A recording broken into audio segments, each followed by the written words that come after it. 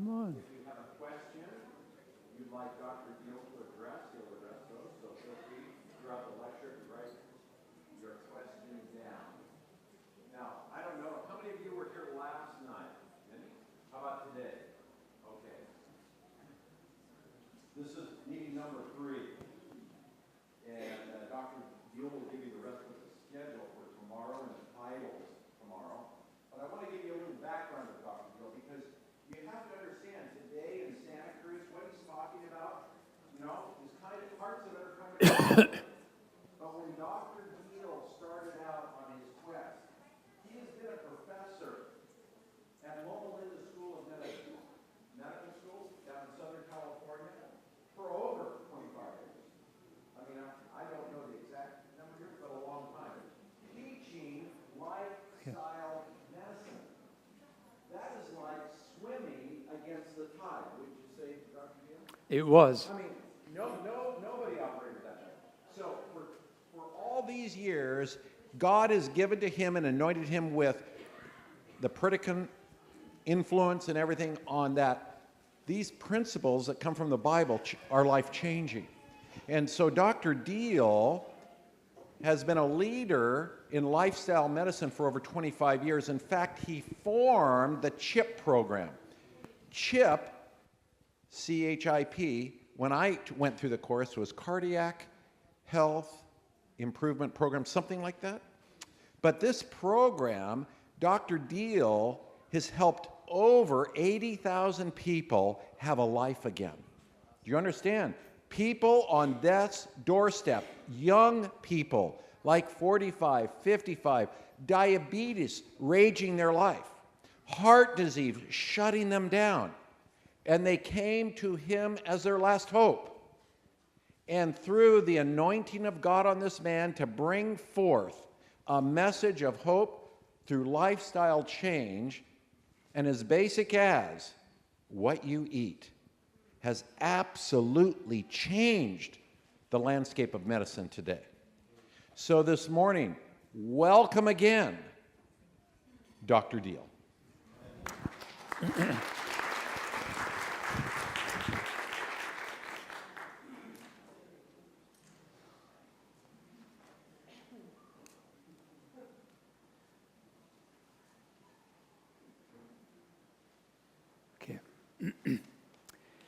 Well, actually, thank you very much. That was a little bit too much whipped cream. Because I'm not the only one that has been working towards a change in how we begin to look at disease and recovery of health. There have been very many giants, and I was just lucky to be able to step on the shoulders of some of them. And, you know, today we have a whole movement in America, around the world, that is focusing on the concepts of lifestyle medicine. As a matter of fact, in the next few weeks will be the official board certification where a new medical specialty emerges now. Just like you have a cardiologist, or you have an ophthalmologist, or you have a pediatrician, you will have a doctor that is a specialist in lifestyle medicine. And this means that we have now turned things quite a bit around. When I began this about 30-some years ago, I was a lone voice crying in the wilderness, and you know, I have the arrows to prove it to everybody, because it was in those days unheard of that you could possibly affect chronic diseases like heart disease and diabetes and high blood pressure and obesity by making dietary changes.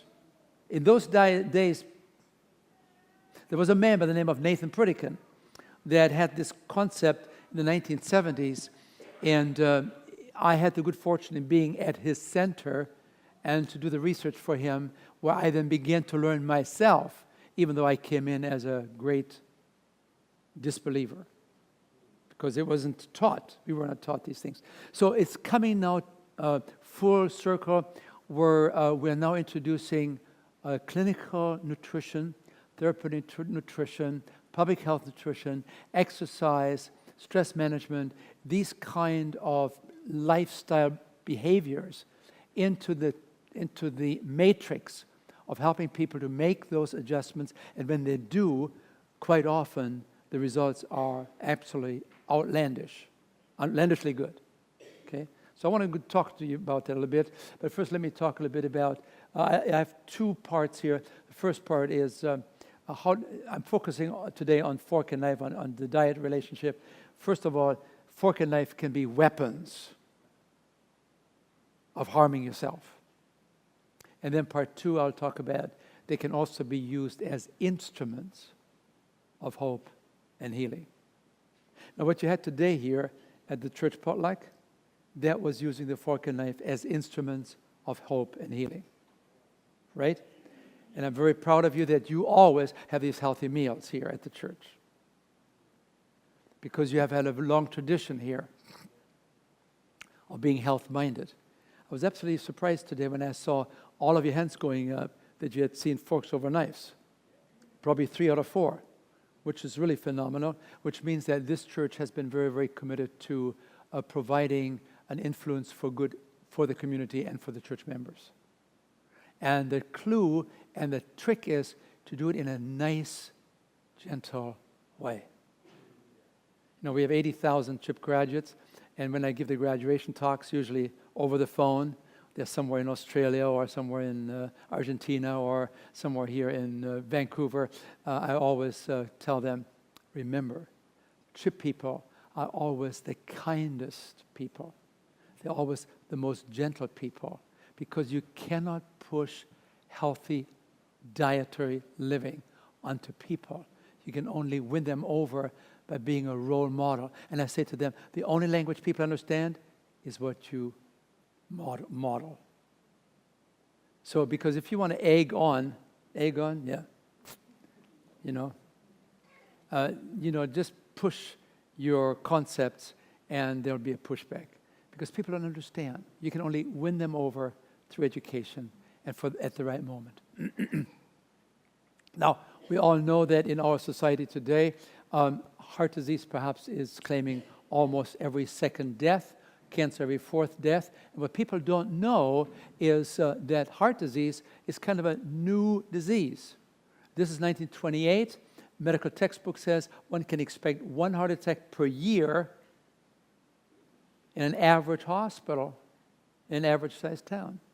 So in this whole area here, you could expect 1928, presumably about 1 heart attack a year.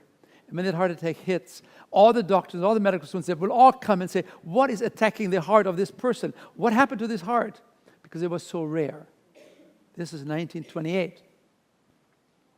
Today, we have about 4,000 heart attacks a day in this country. So this is a new epidemic. Lesson number 1, heart disease is a new disease in our society. And it has become a new disease and cause of death in any societies where the Western lifestyle roosts. Are you clear on this one? Let me make my case. 1950, Japan and Germany are gone, basically. They're rebuilding. And the University of Tokyo in the medical school there writes to Johns Hopkins University in Baltimore. It's a big university. And they said, we need to have some coronary arteries. How do you get coronary artery disease from people? How do you do this? You kill people and then you rob them of the arteries? What do you do? So obviously, you go to Johns Hopkins University, it's a medical school. They have a pathology lab there. They do anatomies. And some other people will their bodies to science. And so then they take the coronary arteries out and they send them to the University of Tokyo. And then they dissect them. And they notice that the arteries are usually 60, 70, 80, 90% narrowed. They have something built up inside called atherosclerosis. It's sort of a white material that has to do with certain fats and cholesterol and calcium. And they're usually very hardened. Oh. And then the professor at the medical school in Tokyo tells a medical student, this is what we got from Baltimore, from America. This kills every second American. That's what it was at the time. Every second American died from heart disease. And they couldn't find the disease in Japan. That's why they had to import this to show the medical students what killed every second American. It was so rare. When I was in China about 30 years ago, it was very difficult to find coronary artery disease in China. Oh, it began to creep up in some of the urban centers a little bit. But today, you have heart disease everywhere. In Japan today, you don't have to export any more coronary arteries to Japan. They make their own. They're very self-sufficient now. How did they do it? By using fork and knife differently. We can also look at diabetes. Here again, you see a dramatic increase since World War II, 900% increase, but particularly since 1980. See a dramatic increase in diabetes. Diabetes has increased by 300, let me just double check here, has increased by 300% in the last 30 years. And diabetes is evolving all around the world in a very, actually dramatic fashion. And many people take the position that this cannot be a disease of genetics because it takes about 300 years to change the genetics in society. So if it takes 300 years or thereabouts, and this has happened in 20, 30 years, obviously this is not strictly a genetic problem.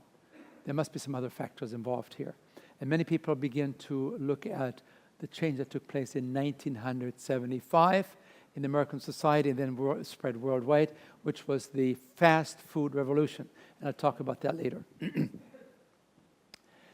What do you see here? The gentleman here. Tell me, what do you see there?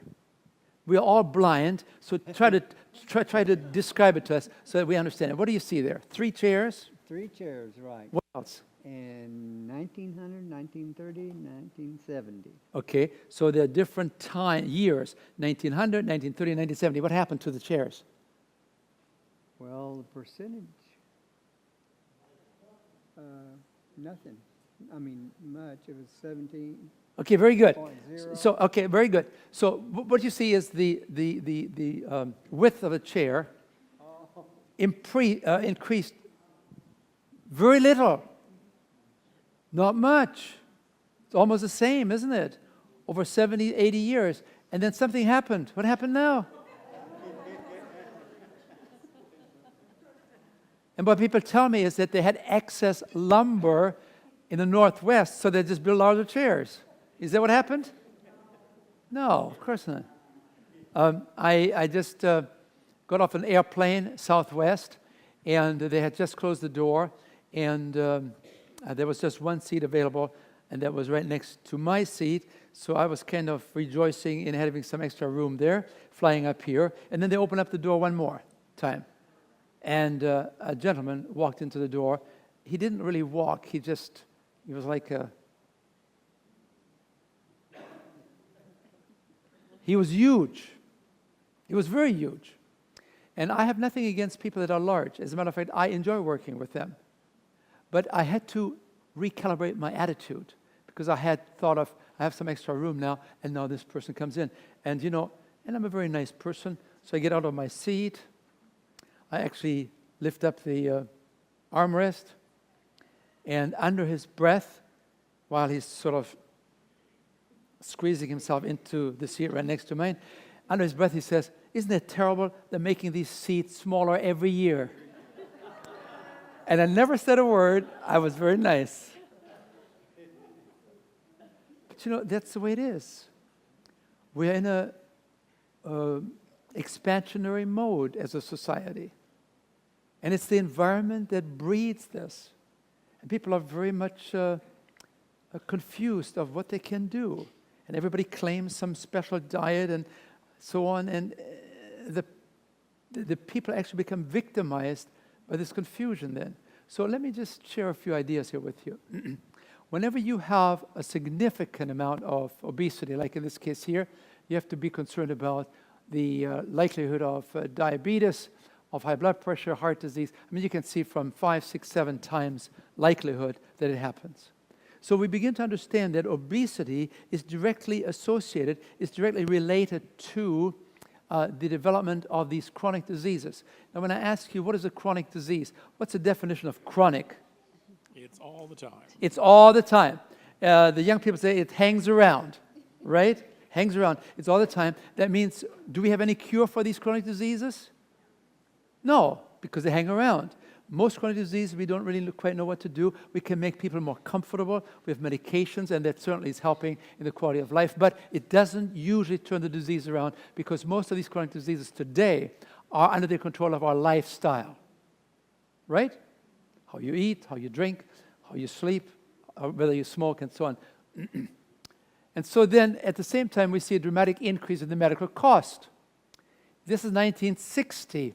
1960, we spend about 5% of our income on medical care. Today, we're spending close to 19% on medical care. So we have increased proportionally the cost of medical care by 4 times with regard to our income levels. Okay? Now, my real concern is that over 80% of the medical money that we spend is spent on managing chronic disease. Now remember, I said managing, I didn't say curing. The cures are very limited unless we become involved ourselves. And so this is then a wake-up call for all of us to become involved in our own recovery. Because pharmaceuticals can only do so much to make you feel better, but they cannot really deal with the roots of the disease, the cause of disease, how you use your fork and knife, whether you exercise, whether you smoke, and these kind of issues. But this is what we then do in medicine most of the time. What do you see there? What do you see there? So people are mopping up. What are they mopping up? The water. Where's the water coming from? From the piping in the ceiling, which is leaking. So what do we need here? Do we need more mopper-uppers? Oh, we need a plumber. Yeah, I mean, they did put the mops away and fix the piping. Okay, fix the piping. So do something about the pipes, the causes. Right, and stop treating the symptoms. Very good. So you see, that's what we're trying to do with the new concept of lifestyle medicine. We're trying to work with people to fix the leaking pipes. Do something about sleep quality. Do something about stress management. Do something about fork and knife. Do something about your feet, how you exercise. But you see, this is where we are today. I had a gentleman that I met a couple of months ago in the Philippines. He was a physician that was on a mission to establish a brand new medical school in Ghana, in Africa. And I ran into him at a hospital in Manila, in the Philippines. And I said, what are you planning to do? Well, collecting data, seeing how to develop a curriculum and so on. I said, forget it. I said, what do you mean, forget it? I said, Africa now has the same disease that we have in America. They're emerging there more and more. Heart disease, cancers, obesity, diabetes, high cholesterol levels, depression. He said, yeah. I said, have you heard about the American College of Lifestyle Medicine? He said, no. I said, can I invite you to come to Tucson in October? There's a national meeting. There are about 800, 900 medical health professionals that are involved with lifestyle medicine. And get the new concepts. Because I said, if you're following this approach here, this can be very, very wonderful when it comes to infectious diseases, right? Because we can wipe them out in 10 days. But this is different. These are lifestyle-related diseases, are culturally promoted disease. I said, if you follow this kind of a chart here, then you have to make sure that you remember that the majority of the money in Ghana for medical care will be spent in treating symptoms without curing most of the diseases. Are you with me there? He was so shocked. So I'm looking forward to seeing him in a couple of weeks in Tucson at the seminar there, because he got the idea, and he has been reading some of the books and some of the materials, and so this is very exciting. So my proposal is that 1975 something happened in America. People actually can take it back to 72 when they opened up the first McDonald's right outside of Loma Linda. That's right. Right outside of Loma Linda, okay? It's spread ever since around the world. This is the most important slide that I want to show you today. If you understand this, you can understand a lot of confusion, and you will have more clarity. And that is, this is the diet composition in terms of where the calories come from. So if I have a meal in Mexico, I'm in a small farm area there, and people, what do they live on? What do the Mexican people live on? Poor farmer, what do they live on? Beans, that's a starch. Rice, that's a starch. Tortilla, that's corn. Okay, that is, yes. Squash, that's kind of a starchy food. Okay, what else? Beans, oh, we already had beans. Yeah, okay, they have an occasional community feast there, maybe a pig or something, or some chickens or so, a little bit of that, but basically it's a plant-based diet, because the people are actually too poor to turn good food into an animal, and then you eat the animal, right? So when you look at this kind of a diet, you will find that most of the calories will come from the green color, which means it comes from starch. So when you eat food, food comes from starch, from sugar, from fat, and from protein. This is where the calories come from. And the most concentrated form of calories comes from fat. So if you want to really cut back on calories, be careful about fats, oil, and grease, because that's the most concentrated form of calories. So this is then the Mexican diet of a poor farmer, mostly starch, right? But also there is some fat there. Where did the fat come from? Well, you eat corn. Corn has corn oil in it, right? That's where corn oil comes from. So they have perhaps some animal fats perhaps there. And then, do they have some sugar? Yeah, they have some sugar, the yellow band here. They don't have that much, but they have it there. And then way up there on top is the blue one, the cap, which is the protein. So everybody needs to have some protein, and protein comes from any food that you eat, just about. Even a glass of orange juice has 1 gram of protein. I mean, the idea that protein comes from meat is not really scientifically sustainable. Okay, so protein comes where from? Everywhere, but particularly from the legume group.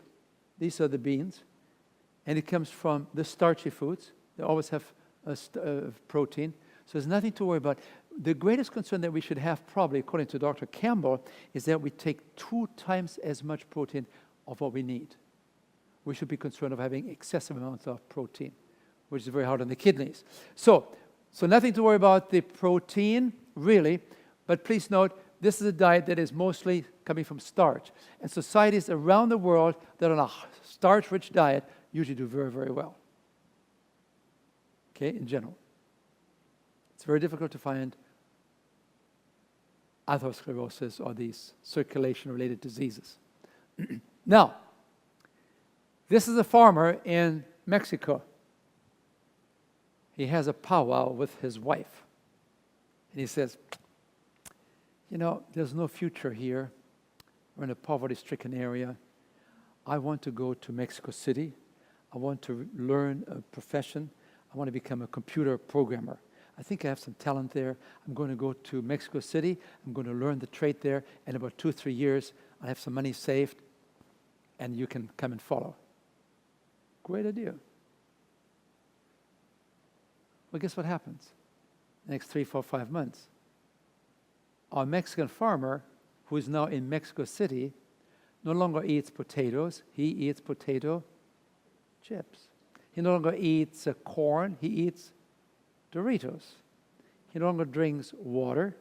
He drinks soda pop, right? He no longer eats beans. He eats burgers. See? He used to live on slow cooking food. Now it's fast cooking food. From slow food to fast food, from eating at home to eating out, and everything has changed.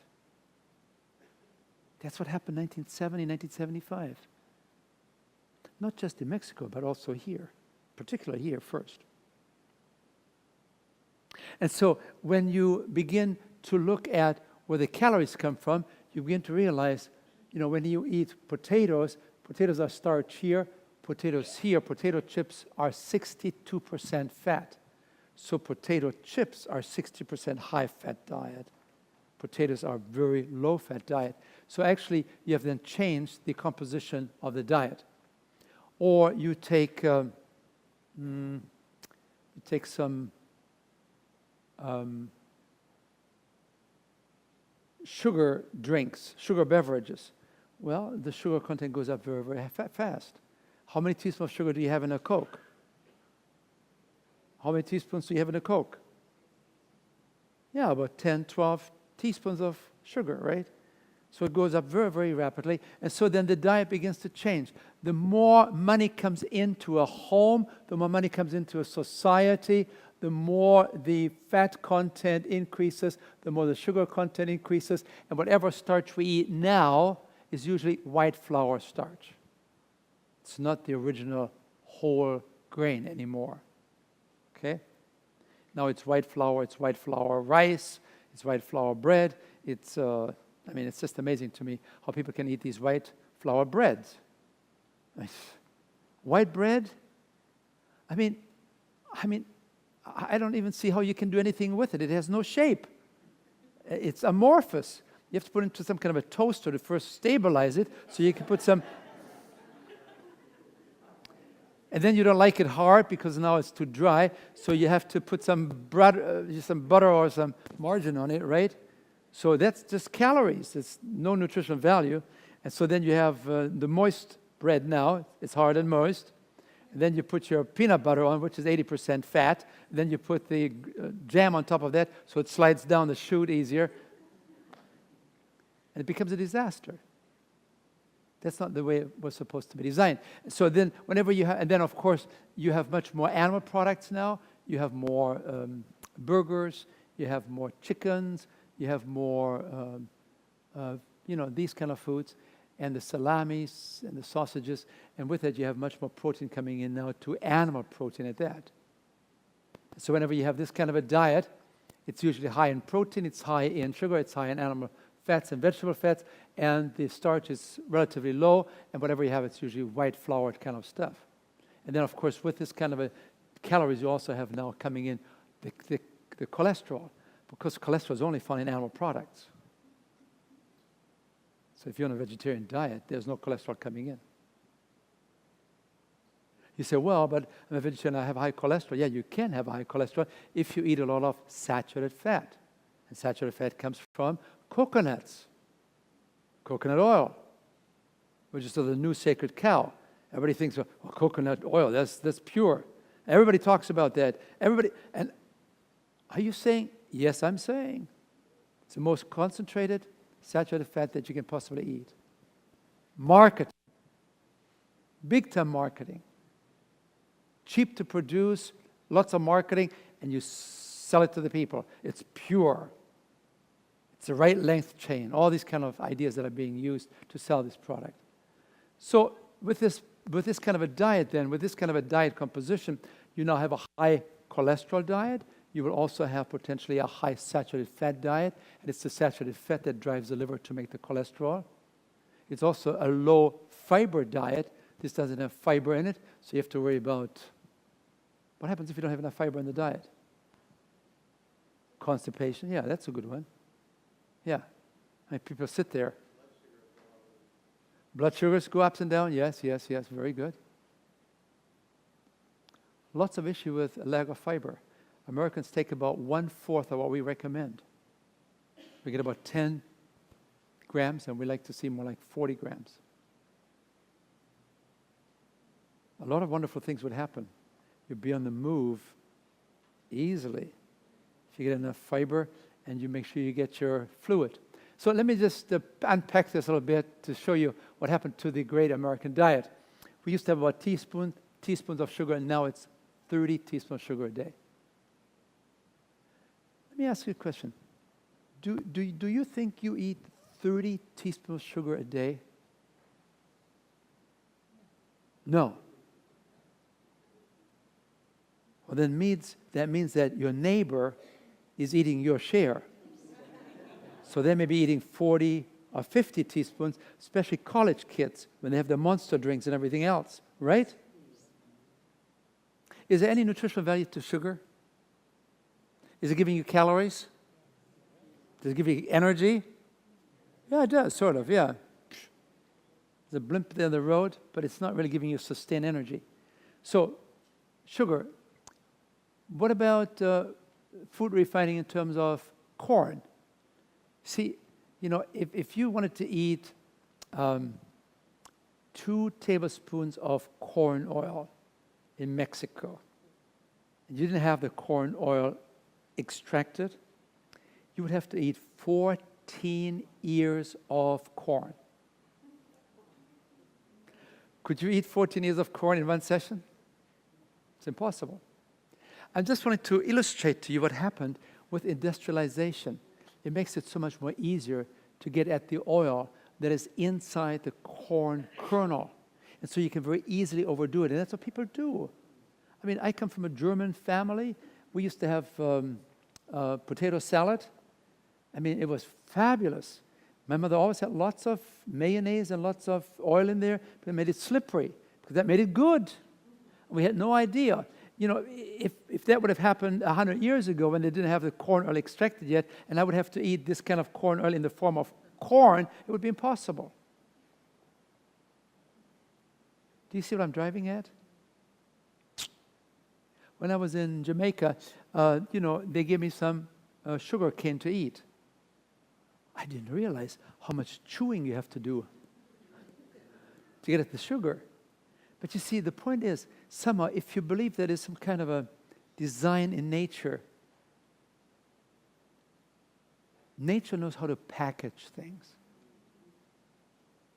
If you please, I call it God. God knows how to package food. Manufacturers, they couldn't really care less. They're in the business of being in the business and producing tantalizing taste sensations. And we fall for it, right? Yeah. So when you have corn oil, you can easily produce corn chips. Now, do you know how much 9 ounces is? 9 ounces is just a little package. That's not very much. 9 ounces of corn chips. These are Doritos. That's 1,440 calories. That's about almost a half a pound of fat on your body. And look at the amount of salt. We probably shouldn't have more than 3,000-4,000 milligrams. This is just one little bag. And the fat content is 90 grams. And perhaps we shouldn't have more than 45 grams for the whole day. This is what, when you talk to people like Dr. Esselstyn, Dr. Campbell, you talk to some of these leaders, they like to see the oil at a minimum level, maybe 30, 35, 45 grams. And yet in just one little bag, you have 90 grams of fat. And you have there 1,440 calories. How long does it take you? I ask my medical students, how long does it take you to eat this bag of chips? I say, we inhale them. I said, how long would it take you if you have to eat them as corn, real corn, ears of corn? And they say, well, we don't have a clue. We don't know how many calories are in corn because we don't take nutrition. It's true. So look at these potato chips. That's 1,120 calories. That's it. Doesn't take very long. Be careful with those haystacks.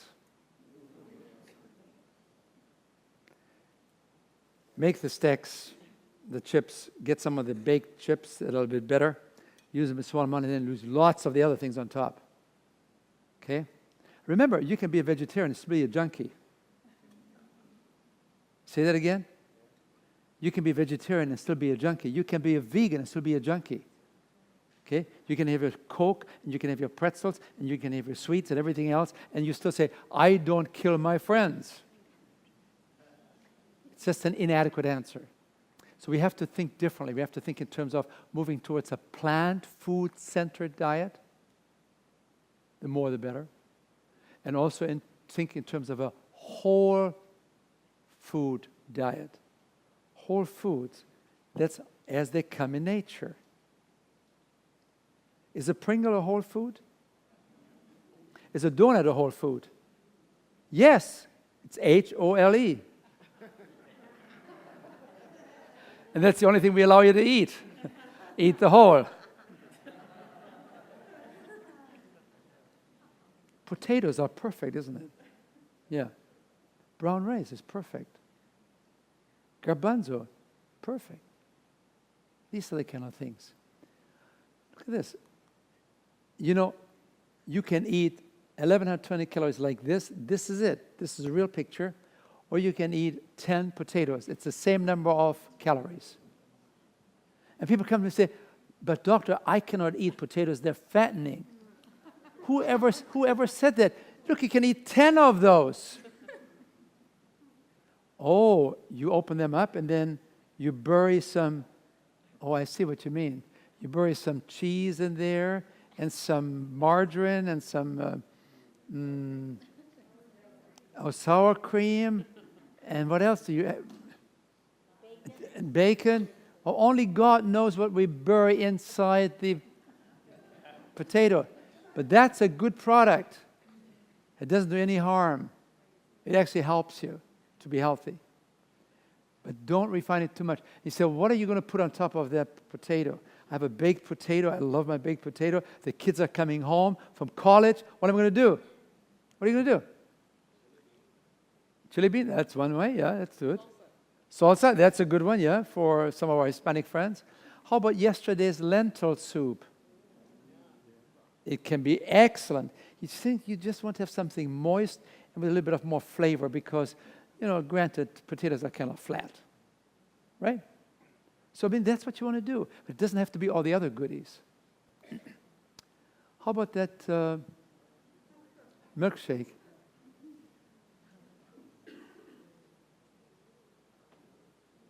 Now, we'll talk about that tomorrow when we talk about how to eat more and lose weight. Okay? And I'll give you an example like this there.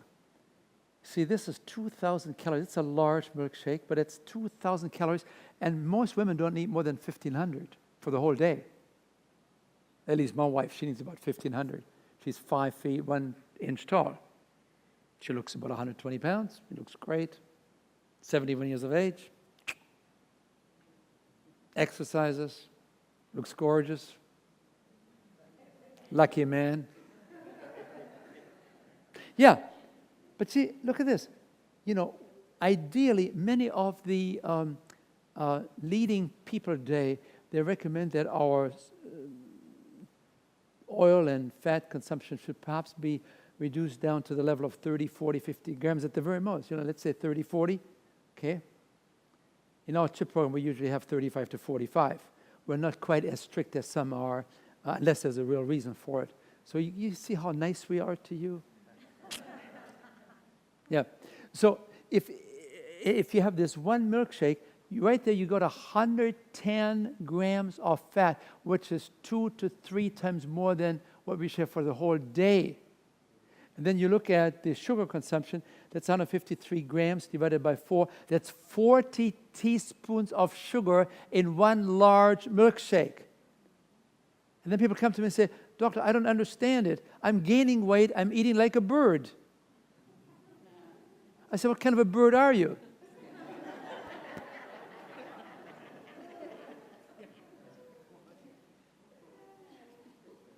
I mean, a vulture is also a bird. And because we don't usually think that these kind of things like, sort of incidentals, that they really count. When we think of what do we have to eat, we think of what do we have for breakfast? Nothing. What do we have for noontime? Oh, some burger. What do we have for supper? Oh, that's the big meal. That's what we think of. And everything else that we eat in between, we don't really think that counts.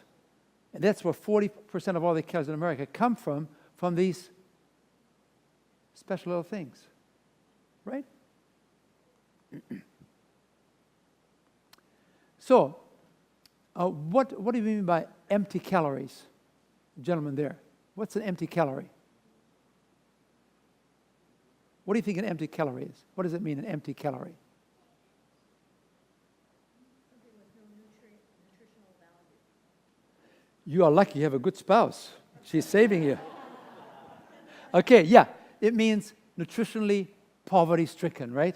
Not very much nutritional value there, right? So, where do most of the calories come from that are empty calories? They come from fats and oils and from sugar and alcohol. And Americans take almost half of all their calories from empty calories.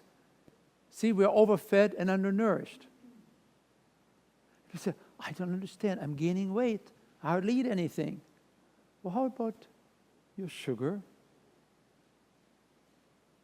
Those 2 or 3 cans of soda pop? How about your fats and oils? Frying? Right? I mean, there are now all kinds of frying pans out there. My wife just got a new one. It's with some kind of a copper kind of a surface. And, you can't even use oil there because it doesn't work very well. It doesn't work at all.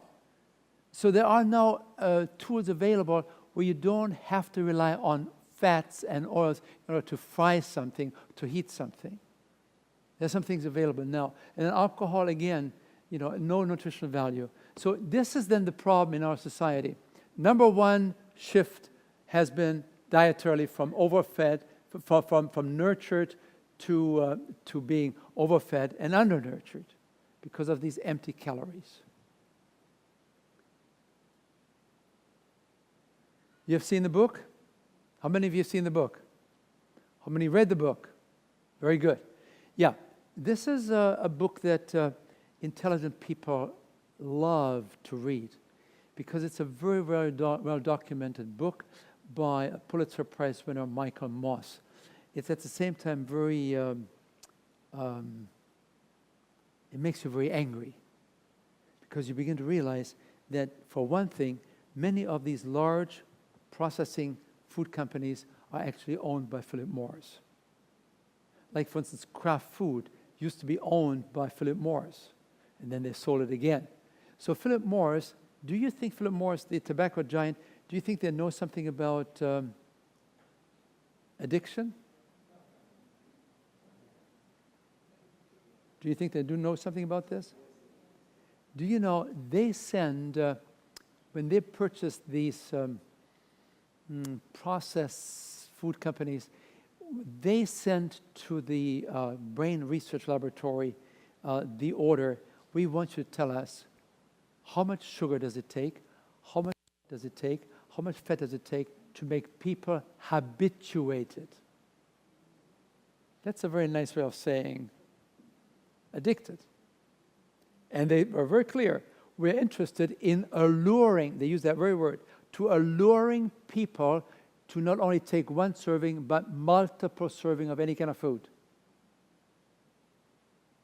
So guess what the brain researchers did? They did the research, and they came back and they said, if you use this much salt, this much sugar, this much fat, anything in combination, you will addict these people to your product.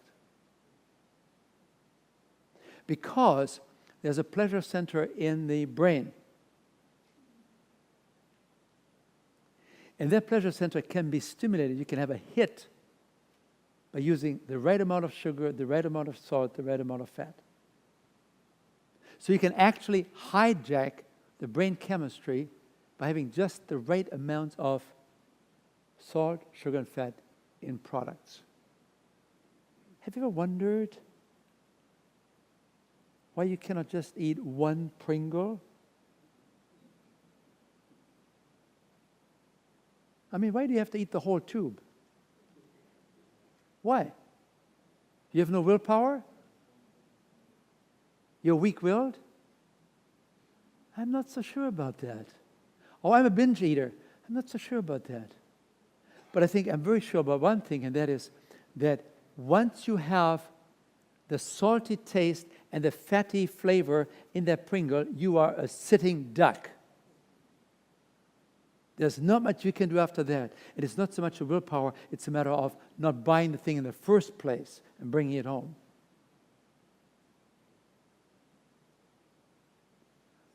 Have you ever wondered why you cannot just eat one Oreo? You know those creamy white things there? Black on the outside, white in the middle?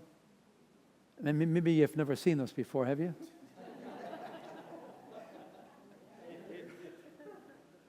Yeah. You know, you cannot finish the thing until it's all gone. And you say, well, I'm weak-willed. No, I'm not so sure.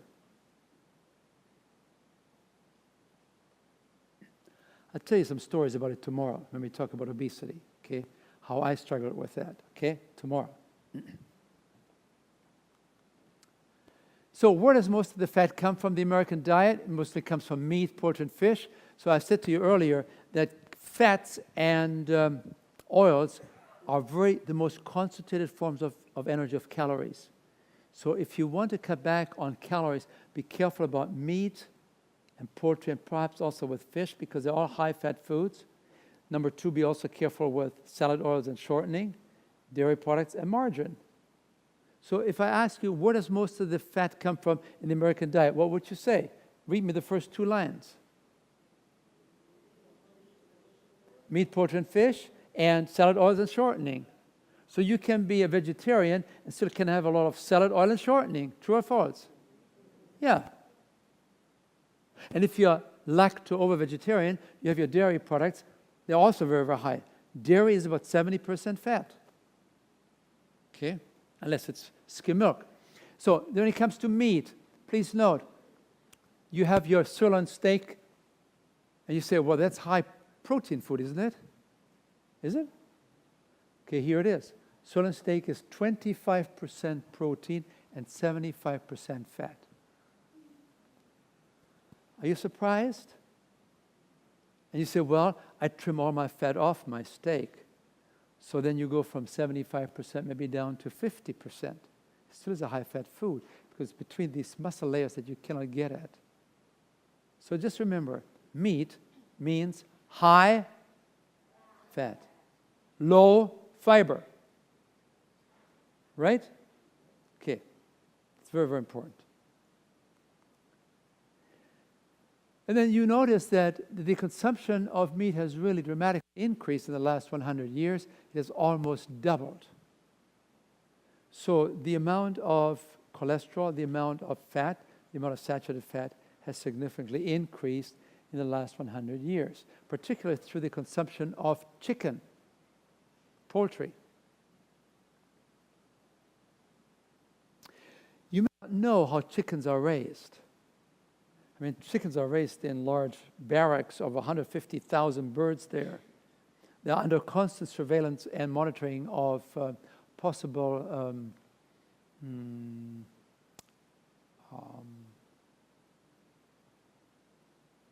bacteria, viruses, all kinds of disease-causing organisms. These animals, these birds are force-fed almost to the extent that they grow as fast as possible, and they gain weight so fast with hormone injections and everything else, so fast that oftentimes their femurs, their bones break under the load of their excessive amount of fat on their bodies. These are not healthy birds. I mean, if a person would eat a chicken that they grow in your own yard, I mean, I would probably close my eyes and let it go. But when you see how these factory-grown birds grow, these are no longer ethically produced foods. There's some issues there, and there are also some health issues, big health issues there. When you talk to people that are considered themselves to be concerned about animal welfare, you talk to them, and in the past you said, well, these are animal rights people. Don't be so hasty.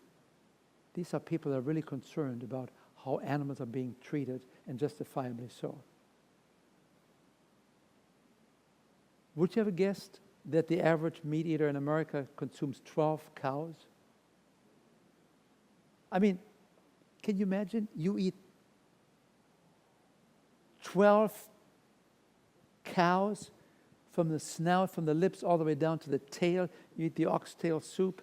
I mean, 12 cows, plus you got some 25 hogs and 2,000 some chickens. I mean, has to go all through the body. And this is where all the cholesterol largely is coming from. Plus, these animals are very high in saturated fat, and the saturated fat is even worse than the cholesterol in producing cholesterol. And what are we doing to ourselves? And then you look at the cheese consumption. Here again, what do you see here? We went from how many pounds? From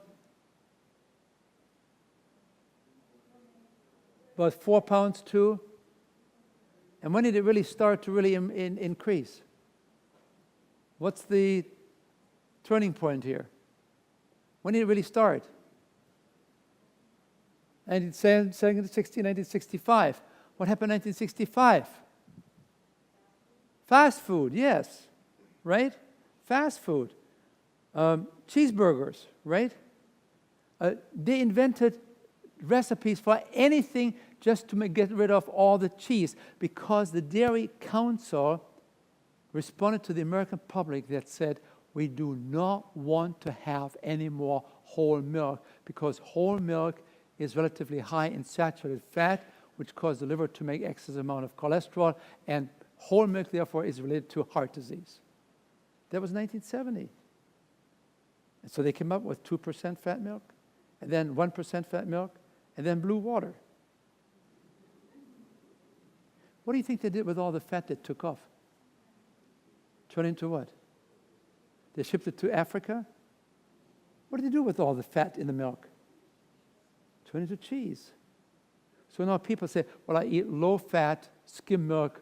I'm really educated. Please pass the cheeseburger.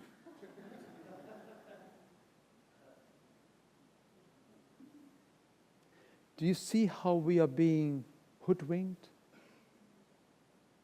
And today, the dairy industry is trying very hard to make a living. They just got a major $1 billion plus grant, support grant from the Department of Agriculture, because they're on the skids, because people are moving towards non-dairy milks. Give me some non-dairy milks. Almond milk, soy milk, cashew milk, oat milk, potato milk, rice milk. Yes.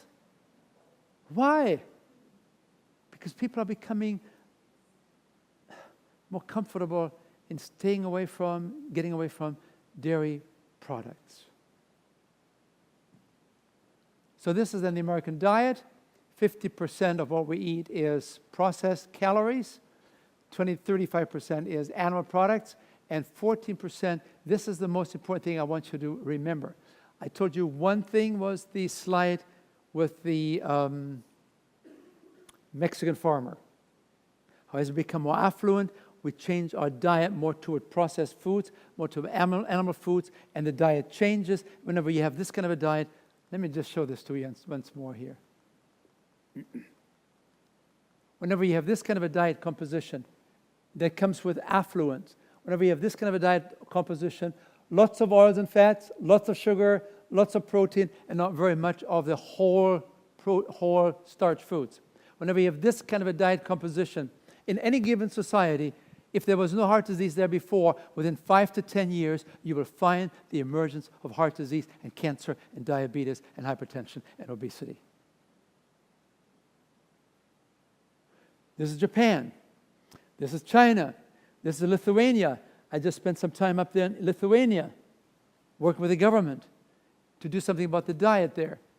Whenever you have this kind of a diet composition, And this diet composition emerged in 1991 in Lithuania, up there in one of the Russian former provinces, in response to freedom from the Russian Empire, and the Western world came in. They brought in all their junk foods and all their meat and everything else. And within 10, 12 years, heart disease had now become the number 2 cause of death in Lithuania. There are direct relationships there.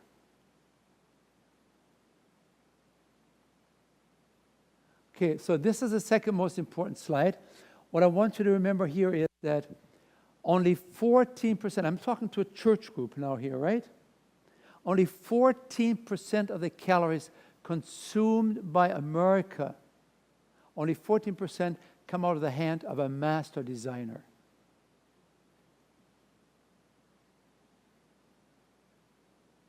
What are some of these master designed foods? Help me. What comes out of the hand of the master designer? What foods?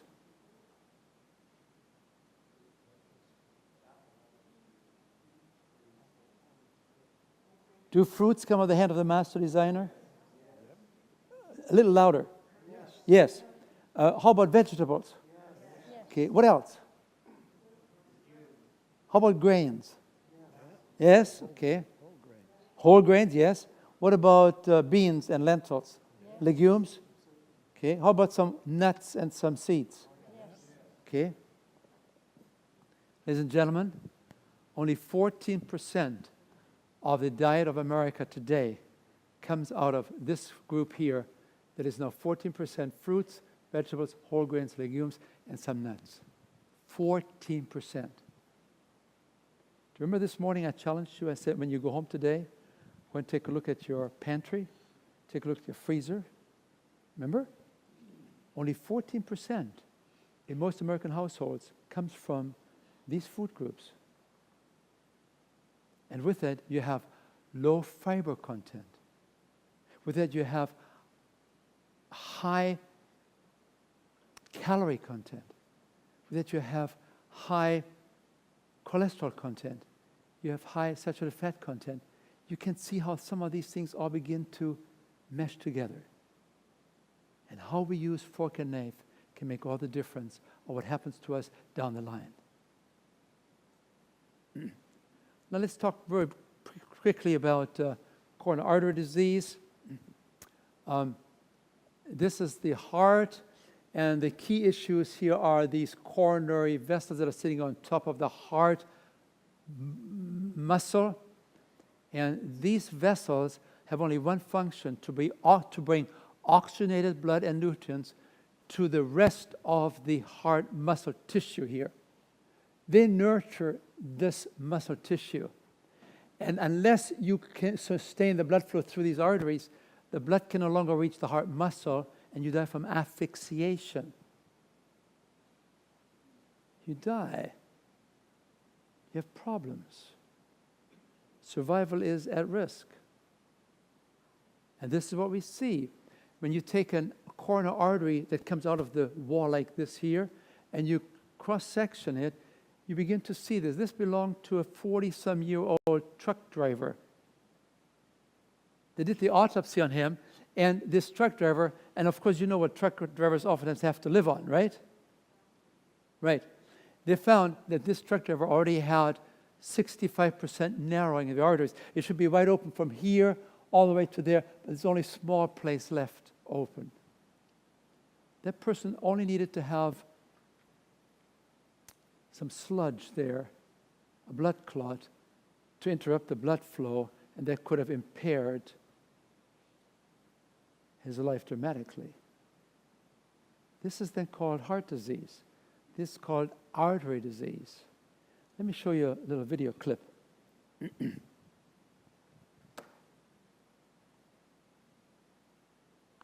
I first woke up, so to speak, when I was working on the anesthesia service, learning how to put people to sleep. And I was seeing my patients for the next day's surgery for coronary artery bypass surgery in order to bypass clogged arteries in their heart. Because it was late at night, I drew the man's blood test, and when I took the blood to the laboratory and had it processed, I couldn't believe my eyes. Now, normally, this liquid layer floating on top of the blood clot is quite transparent. It's yellow, but quite clear. You can see right through it. The blood in this patient's tube, however, was anything but clear.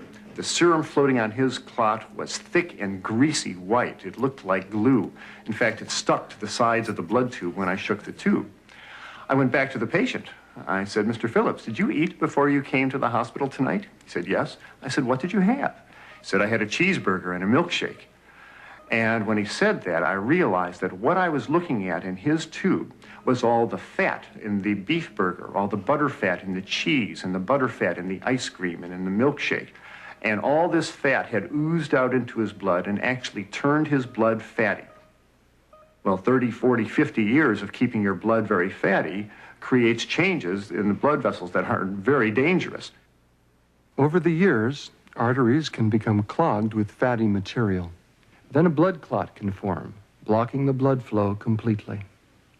If the artery leads to the heart, the lack of oxygen can cause heart muscle to die. That's a heart attack.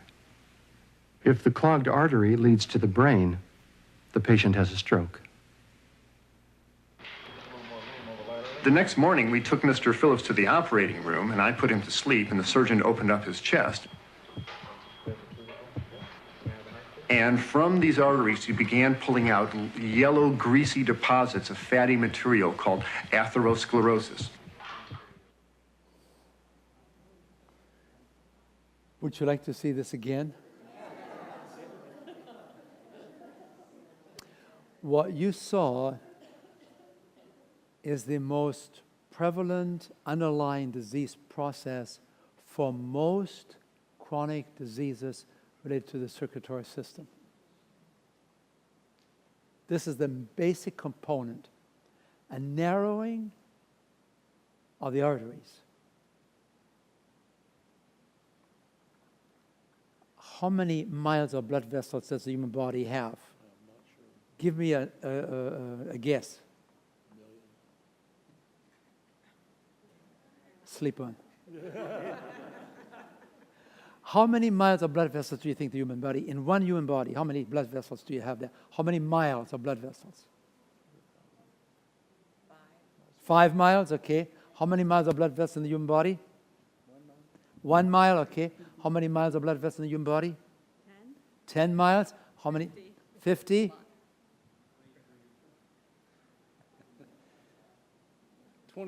25, okay. 20, oh, you're very precise, 23. How many miles? So we have from what, 1 mile to 23, 25? How about 60,000 miles? How many? How many? 60,000 miles. Do you know that most of the circulatory system, the thickness of the capillaries is less than 1/10 the thickness of your hair? Do you see now why the body has to have presumably 60,000 miles to let every cell in the body be reached by a circulatory system? You have about 100 trillion cells, we estimate, and every cell has to be in very close contact with the blood vessel to bring the oxygen, the nutrients, and the waste products to move them away. This is a marvelous system. It's an engineering system. Every cell in your body has to be in contact with nutrients, and they all come from the food you eat.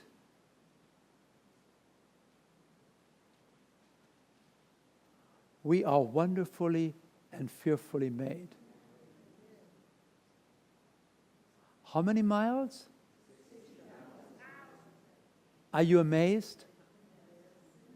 Shouldn't we have more reverence for our bodies than to put any second-class food into our system without any regard of what it must do to this outstanding system? I'm appealing to you to have more reverence to the body when you make your choices at the end of your fork. When you go to these pizza parlors, I mean, you can have some good pizzas there, I understand. But, in most cases, it's always refined, high-fat foods. We have very little awareness of it. Well, it tastes good, and so that's the only thing that matters. And it's cheap. Folks, we need to have a different level of making those choices. So this is then the situation here. We are born with clean arteries. By the time we're 20 years of age, we have 20% narrowing. By the time we're 50 years of age, we have 56% narrowing of these arteries. Where are these arteries? To the heart, to the eye, to the ear, to the brain, to the memory banks, to the frontal lobe, which is the executive function. This is where spirituality is centered, behind the forehead. We know these things.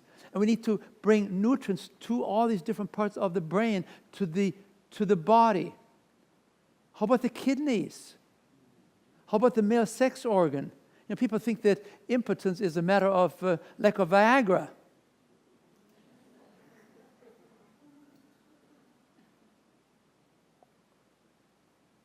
Well, in most cases, it's directly related to the narrowing of the arteries.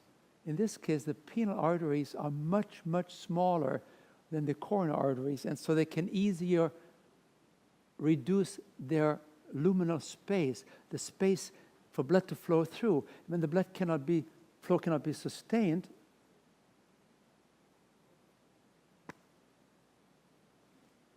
so it's an important lesson for men.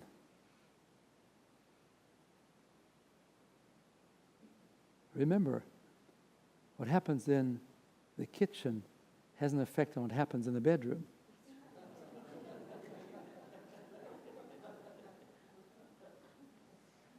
I have a lot of men coming to me and said, I want to become a vegetarian.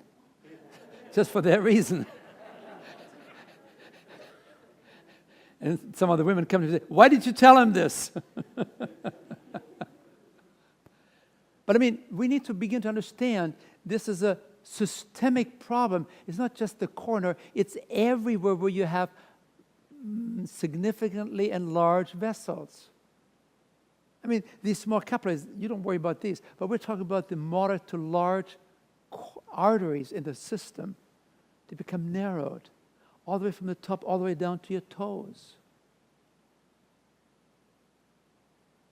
And I want to leave this message with you here right now. I want you to really get this one. Most people have problems. I wish I had this thing working here.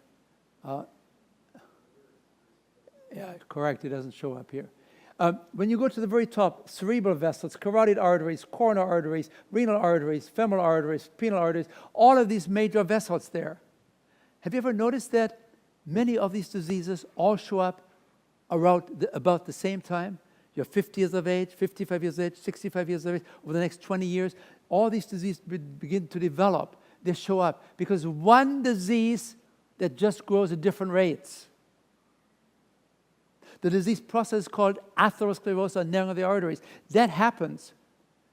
But where it happens, that then becomes a disease that we give it a name. But it's basically one basic underlying disease process. But if it happens up in the brain, then we talk about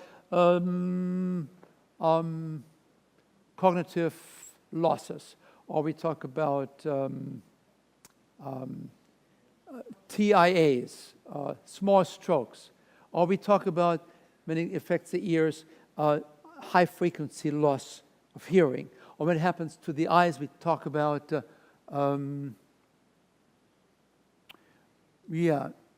degenerative process affecting the eyes. Okay? When it happens to the heart arteries, we call it coronary artery disease. When it happens to the carotid artery disease. When it happens to the kidney, then we talk about renal disease. When it happens to, you know. It's basically one disease. Sometimes first comes impotence, and then comes a heart attack. Other cases, first comes a stroke, then comes a heart attack, then comes the other things. Nobody quite knows what is being hit first. But let me tell you, the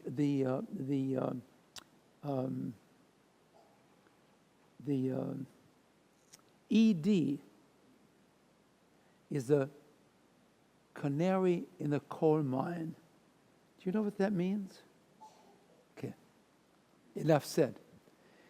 So here now we have to worry about heart attacks, angina attacks, strokes, senility, memory loss, hearing loss, macular degeneration, high blood pressure, gangrene, impotence, claudication. All these diseases, they are largely related to one underlying disease process called atherosclerosis. And that has to do with the amount of cholesterol in the diet, in the bloodstream, the smoking, and the high blood pressure. These are the three big ones. And then it has to do with diabetes, obesity, and so on and so forth. And please note, when you have a high cholesterol, a very high cholesterol, you have high blood pressure, smoking, diabetes, you're 35 years of age, the chance of a heart attack is, in 6 years is 140 times higher in a 35-year-old man without previous heart disease than if you had ideal numbers for cholesterol, for blood pressure, for smoking, diabetes. You did the treadmill test fine. The difference is 140-fold difference. I didn't say 140%. I said 140 times more frequently. And you can dramatically change this. That's what we do in the CHIP program. The CHIP program, the cholesterol levels drop 20-25% in 4 weeks. The triglycerides come down, the high ones come down 30-40% in 4 weeks. Every second person that comes in smoking stops smoking in the CHIP program. Of course, not very many people come into the program anymore because most of the people have stopped smoking nowadays. Diabetes, 40% of the people with diabetes type 2 can reverse their diabetes condition. And they no longer have to be on medication, 40%. I'll give you the data tomorrow when we have a whole lecture on diabetes. And then, the government has been saying this for years. Our problems are largely related to our lifestyle. It's not vaccines that are missing or pills or procedures. It's our rich diet. So I want to take you to Loma Linda. That's where I work very quickly here. We know that Adventists, let me just go to this here.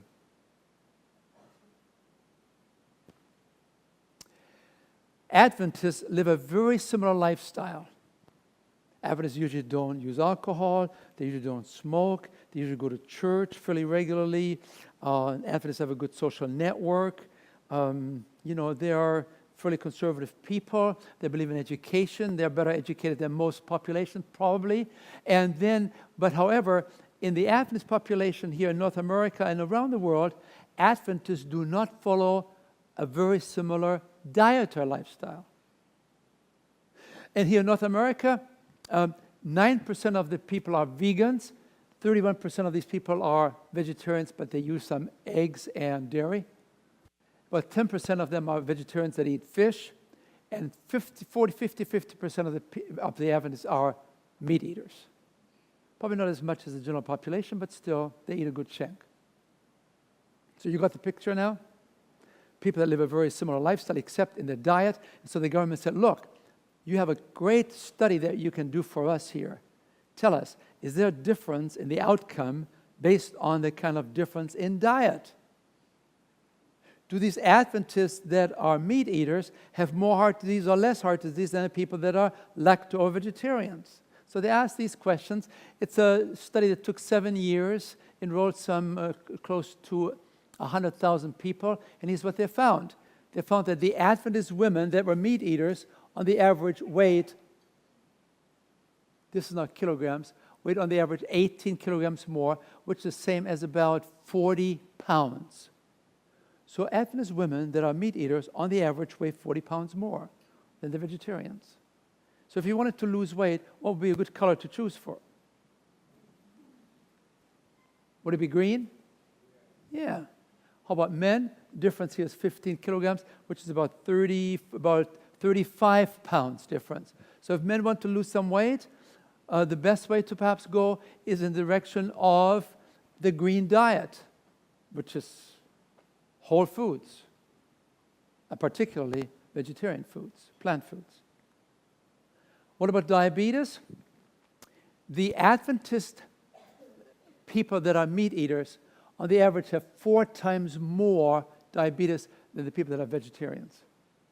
And you say, well, I don't want to be a vegetarian. I mean, that's too far out. I don't want to be so fanatical. I just want to have a little bit of diabetes. I just want to lose a few toes.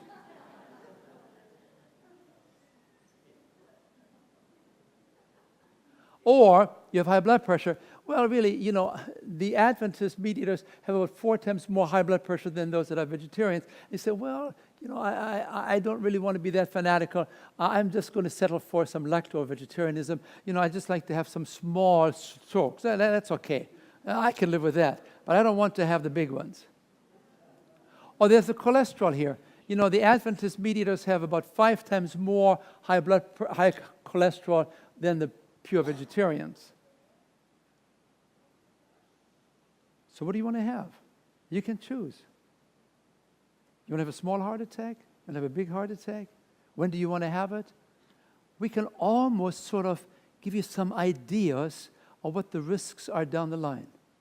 There are mathematical formulas that have been developed that tell you what's the likelihood in 5 or 10 years to have a heart attack or have a stroke, based on some of these risk factors. So let me now go to the final 10 minutes here. Can you do something about reversing this disease? Yes, we can produce heart attacks in monkeys. All we have to do is give them a lot of corn oil and a lot of egg yolks. You have to have cholesterol, and you have to have saturated fat, or any kind of fat. And if you really push these fats and the oils and the cholesterol very heavily into these animals, you can produce this heart attack within 2 years. In monkeys, in baboons, all been done in the 1950s and 60s and 70s and 80s. You can produce these heart attacks, and before these monkeys die of a heart attack, you take them away. You take away the fats, you take away the cholesterol, and you put them on a very simple monkey chow diet again, and 2 years later, the arteries are clean again.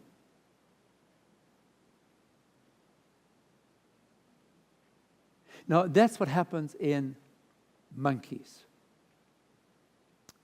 In humans, the plaques are laid down very, very slowly, and it doesn't happen to reverse itself that fast, but it begins to reverse itself within 1 year. It can be about a 10% enlargement of the artery within 1 year. This was done by Dr. Ornish. He showed that he could take about 50 people with heart disease, and half of them he put in a vegetarian diet, very, very low in fat. This is very low in fat. The American diet is more like 35%. So this is a very, very low percent fat diet, and he gave them some stress management techniques and exercise, and within 1 year, 80% of these people with heart disease had an opening, a gradual opening of the coronary arteries, and 2 out of 3 had less, if not any, pain of angina pain within weeks.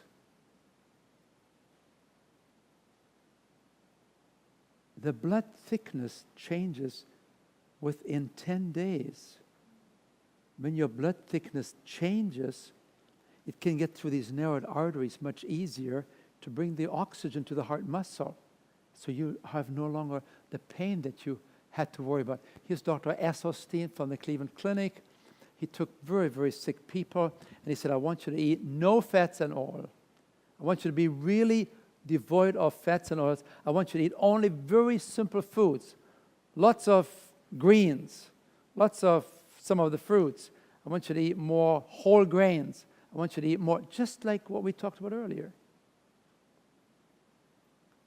And here's what you see. This is what we call a coronary artery. This is an X-ray of a coronary artery. You see the circle inside there? There's very little blood flowing through it. This is 2.5 years later. The blood flow is totally restored within 2.5 years. No medication, no surgery, just using the fork and knife in a different way.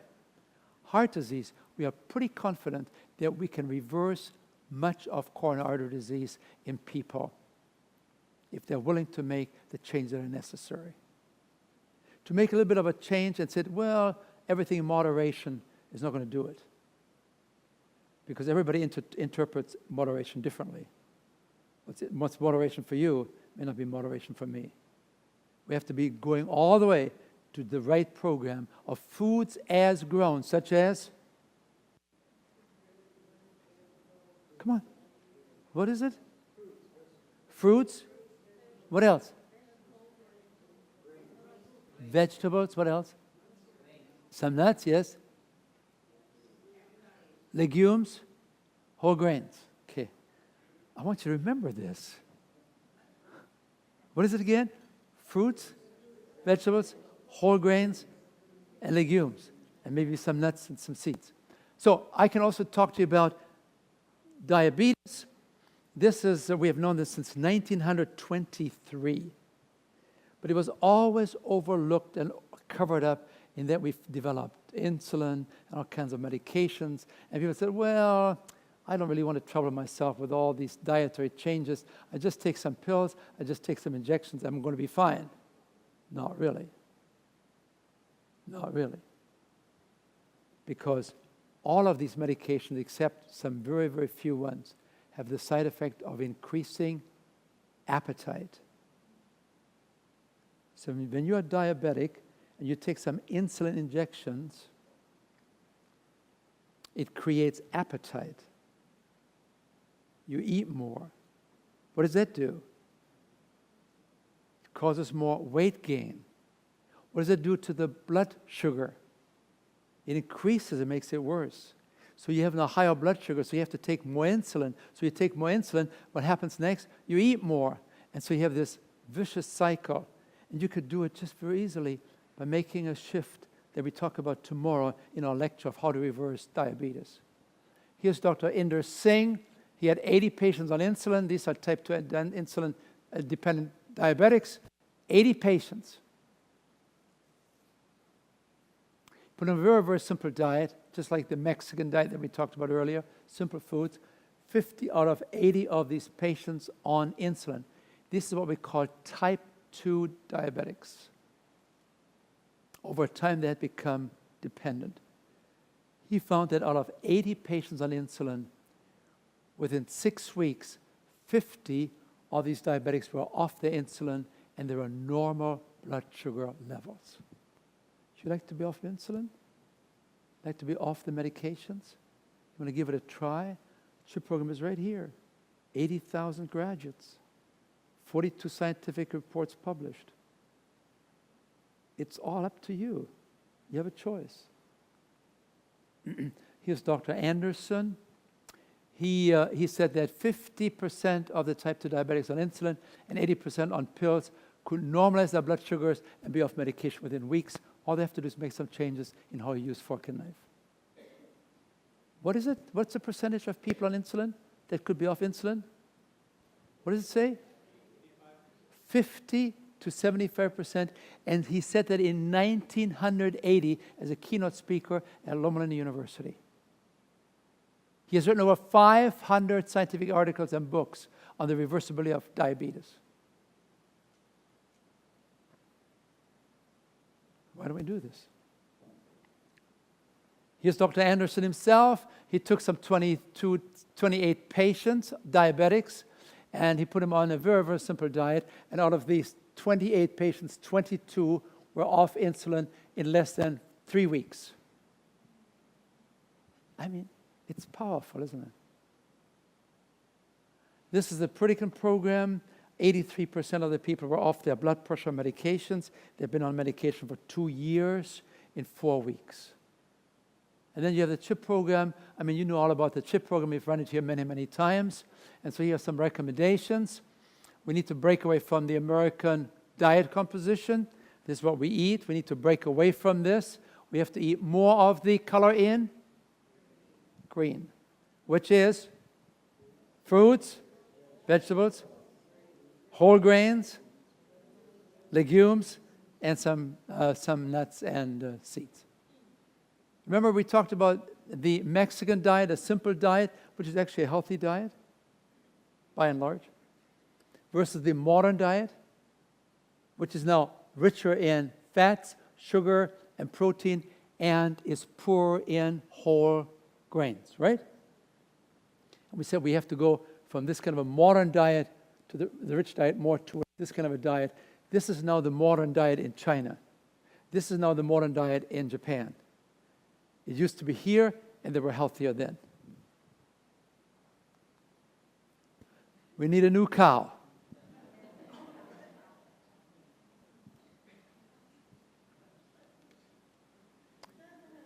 Do you see whole foods there? Mm-hmm. Do you see plant-based foods? Would that solve some of the problems? Does that leave room for potato chips? Not too often, right? Does it leave room for sugar beverages? Not really, does it? So, I mean, this is sort of an ideal. I mean, we should maybe think about this. I just gave it to you as a sort of as a memory shaping tool.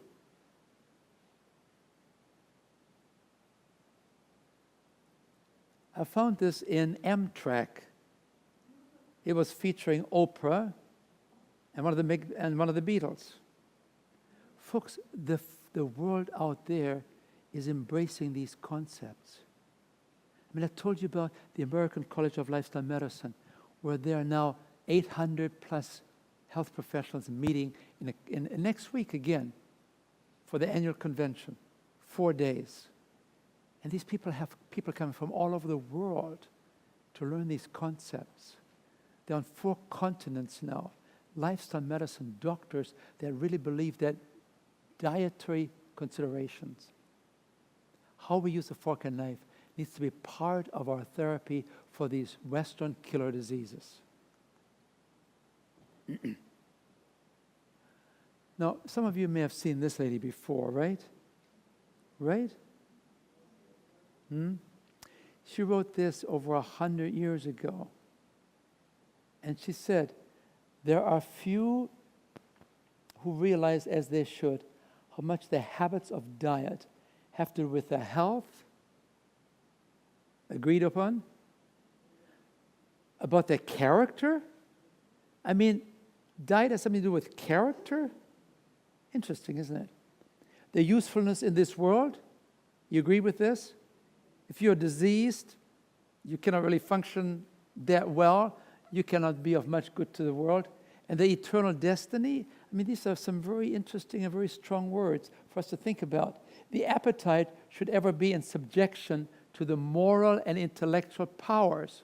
Or people come and say, well, I just like the food. Folks, that's hardly a very good ethical, intellectual evaluation for making these kind of choices, is it? I mean, it explains it why we're hooked into this thing, but it doesn't mean we cannot change. But you have to want to change.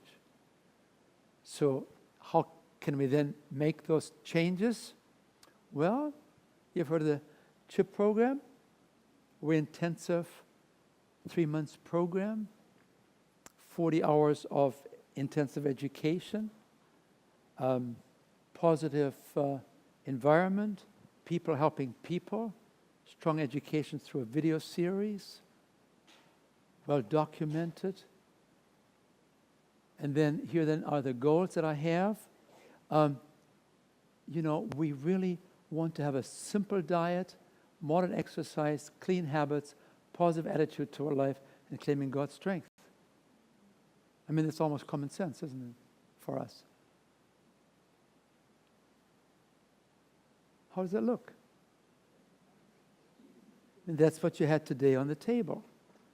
I was very proud of you. I know you didn't do this just for me. You always do this here because you're a very progressive church. And I'd like to encourage you to keep doing this. I'll be calling in once in a while and double checking with Jeanette. Okay. So now, in case that people cannot make the change all at once, here's what we recommend.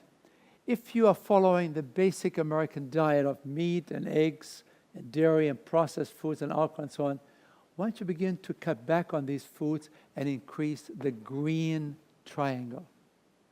Move. If you say, well, I can't do it all at once, it's okay. Move. Find fellowship. Help each other. Get the education. And when you do, you can actually download some of these concepts here from our computers. You'll find them right there, how to take your life from good life to the best life. You find it right there. Let Let me show you the last clip, and then we're ready for a question and answer period.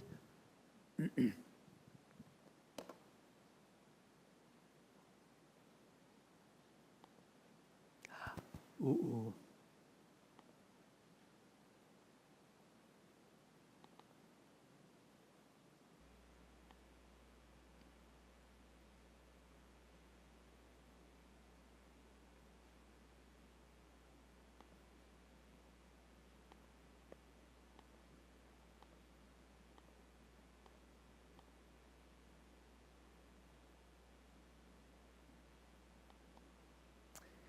Well, it doesn't want to come on. Let me just double check one more time.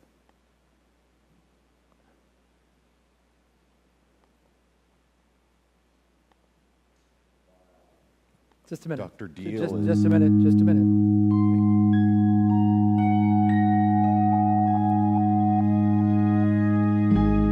What will your last 10 years look like? Will you be quick enough for a game of tag with your grandchild? Strong enough to embrace every moment?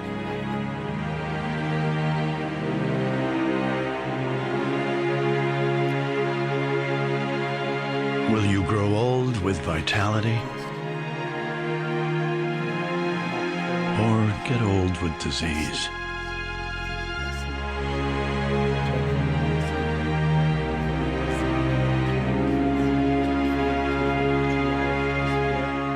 It's time to decide.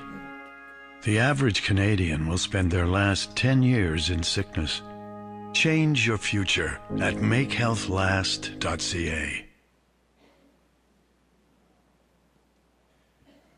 Well, have you learned anything today? I'm going to have to go home and clean the pantry out, even my closet, I think. So, anyway, I want to thank Dr. Diehl for this the three in the next few meetings. So we're thrilled. It's time for our question and answer. So you were given 3x5 cards to write a question on, or that's the way we want it. And so pass your cards to the center aisle. Hey, Uncle Fred, can you pick up these cards as they come in? We have a guest here with Dr. Diehl, and it's Dr. Jackie Busey.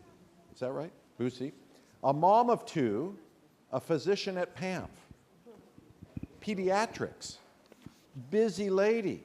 I can't believe she gave of her Saturday afternoon to come and minister to us.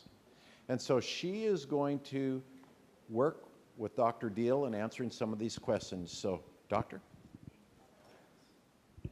Hi, everybody. Thanks for coming, and thanks for having me. I'm happy to be here. I could talk about this stuff all day. Tell us something about the American College of Lifestyle Medicine.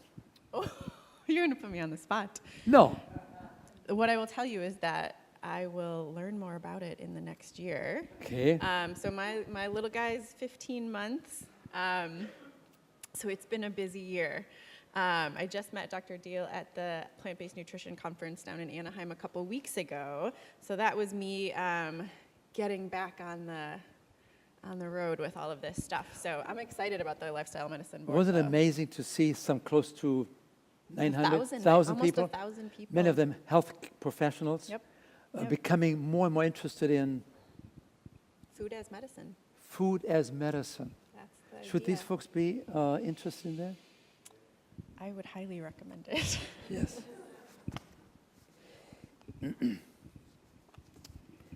Okay, why don't you give us maybe a little bit of an overview, what your impression is today, and praise these good people for being here, and then I'll sort through some of the Oh, thank you. Yeah, so questions. we'll give you a minute to go through the cards. So I'll just tell you my story really quickly. I've been a pediatrician at PAMF in town here for 6 years, and it was about 5 years ago that I think it might have been Jeanette gave my husband the book, The China Study. We were not looking for this change at all, but we got about 50 pages into that book and put it down and cleaned out our pantry. I literally brought a cooler full of meat and cheese into the office and gave it away. So we pretty much went vegan overnight, which I can tell you, growing up in Wisconsin and having cheese at every single meal. My grandpa was a dairy farmer. It was so much easier than I thought it would be, and my husband and I both felt so much better so quickly, and we never looked back. And so I started, you realize as you learn more, and as I learned more, that so many of the patients I was seeing every day, the things that they were coming in with were diet related. We talk mostly about these chronic diseases that you've heard about, largely considered to be adult diseases, diabetes, heart disease, and cancer. But we could do a whole nother session on the pediatric diseases that are diet related: constipation, recurrent upper respiratory infections and ear infections, asthma and allergies, eczema, and obesity and diabetes, unfortunately, are now pediatric problems. That slide that Dr. Diehl showed you, where by 40 years of age, the coronary artery was already narrowed by 45%. We could add another little picture right in the middle there. By 3 years of age, when they do autopsy studies on preschoolers, 100% of them already have little fatty streaks, the tiniest, earliest beginnings of coronary artery disease. The choices that we make in the first couple of years of life are even more important than the choices that we make when we're 50, 60, 70, and starting to see those diseases emerge. So I have just become so passionate that not only do we need to tell everybody we know about this, we got to make sure that they tell their kids and make those choices for what their kids are eating. Your children are very fortunate. I feel so fortunate that I learned about this before I had kids. So my 3.5-year-old doesn't know any different. She literally will sit down to a plate of broccoli and cauliflower and whole wheat pasta and ask for more. So they have done some experiments where they had two mothers. One was following, shall we say, a very healthy diet. The other one was the typical American diet. And in both cases, the mothers gave birth to stillborn. Both of the babies had died upon birth. They did then the autopsy. They looked very carefully at the large aorta of the babies, and they could actually identify which baby belonged to which mother based on what you talk about, the very fine, the emergence of a fatty streak that could be visualized by a special microscope. So you see, it actually begins, prenatally, just about, isn't it? It begins, they're showing correlation even between the weight of a mother before she's pregnant and health risks for that future baby when the baby is older. And then definitely what you eat while you're pregnant and nursing affect your child's health hugely. We should really give these kind of talks at the high school, shouldn't we? Before they have their babies. Yeah. So, thank you very much. Yeah. Here is, what about B12? That's a very, very good question. And in general, maybe I can just start off with that. B12, usually we recommend to all of our CHIP graduates, not that we are worried about it, because it probably takes 1, 2, 3, 4, 5 years before something could go into a low level of B12, because the liver stores B12 for quite a few number of years. But just to make sure, we always think it's a good idea to take occasionally a B12 vitamin if you are a very, very strict vegetarian, no dairy, nothing from any animal. So we also know that many people that are in their 60s and older and are meat eaters or they eat cheese, they also can have a vitamin B12 deficiency. And that has to do because of? Older people can't absorb it as well. Correct. Changes in the intestine. So B12 for meat-eating people in the older age bracket may be best supplemented from time to time, just like vegetarians should too. And particularly in this case, it might be a good idea after you have done this for a few years, being a very strict vegetarian. Okay? Any comments? When in doubt, just supplement. It seems to be one of the few vitamins that will not cause any toxicity in higher doses. So if you get a little bit extra, it's fine. Mm-hmm. Yep. And you cannot get too much anyway because it's sloughed off. The body just pushes it out if it has enough. What about diet cheese?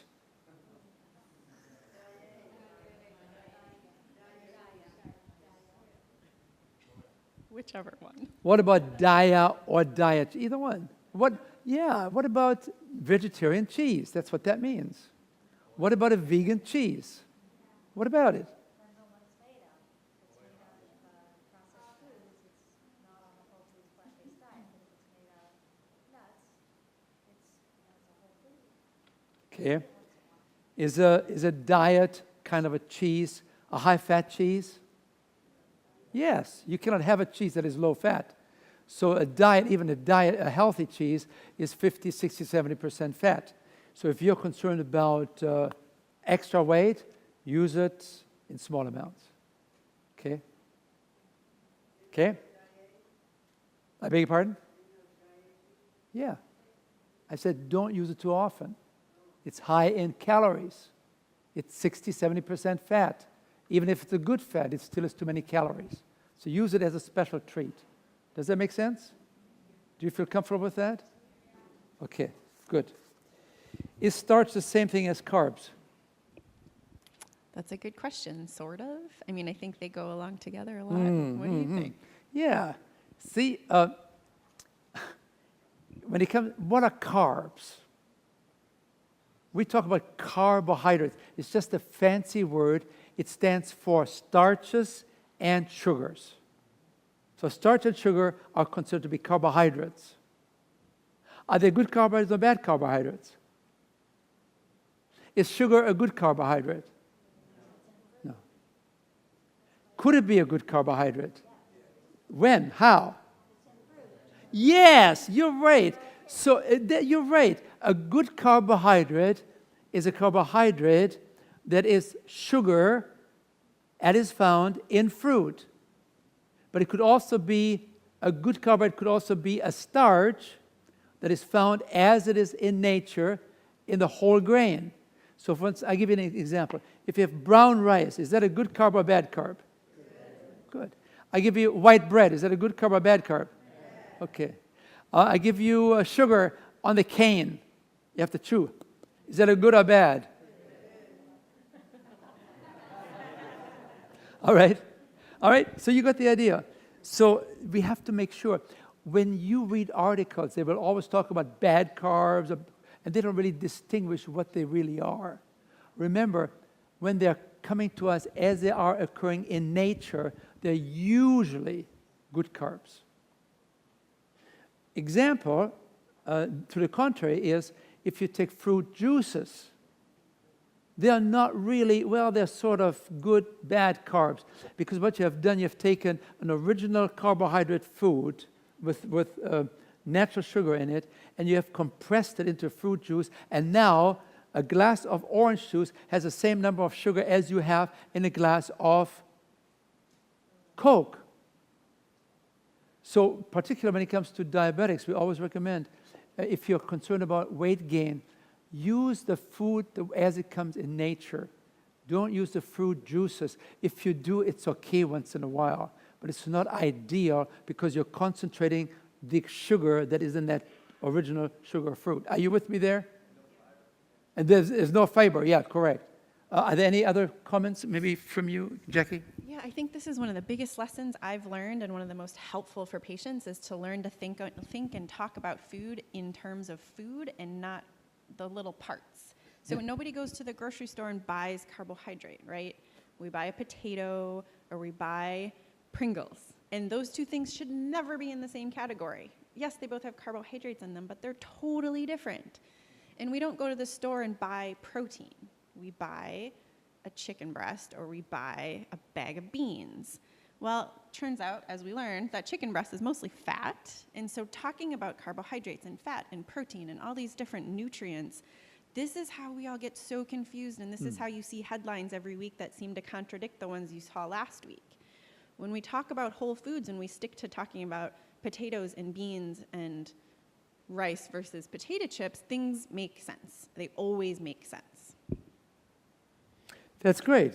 Isn't that helping all of us? Yeah. Well, thank you. Yeah. So don't think in terms of those little packages like carbohydrates and protein and fat, but think in terms of food. And again, from a Christian point of view, if these foods come out of the hand of a master designer, they're usually safe.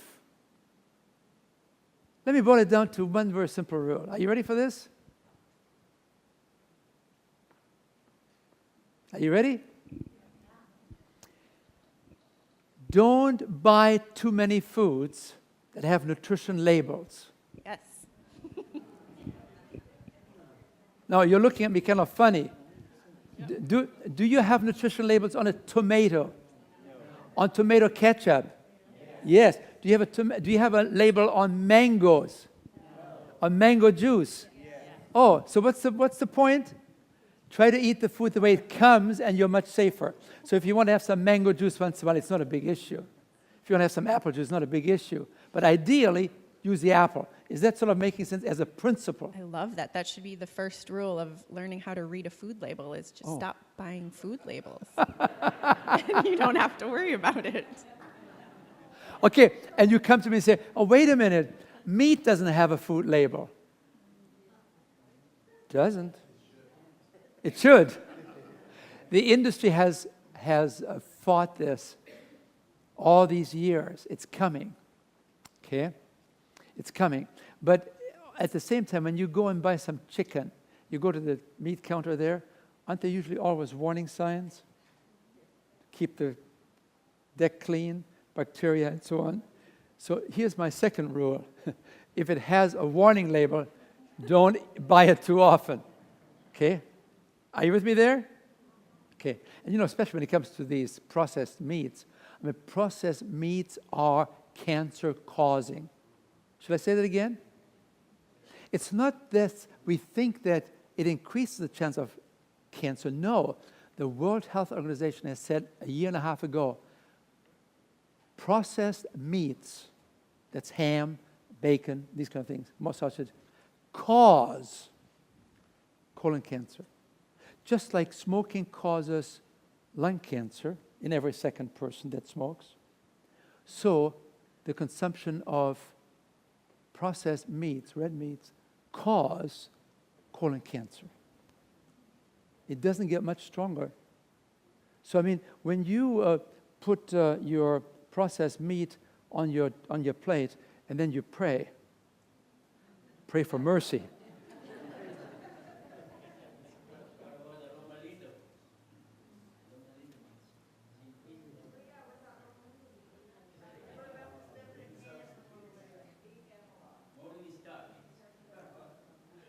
I refuse to address this question.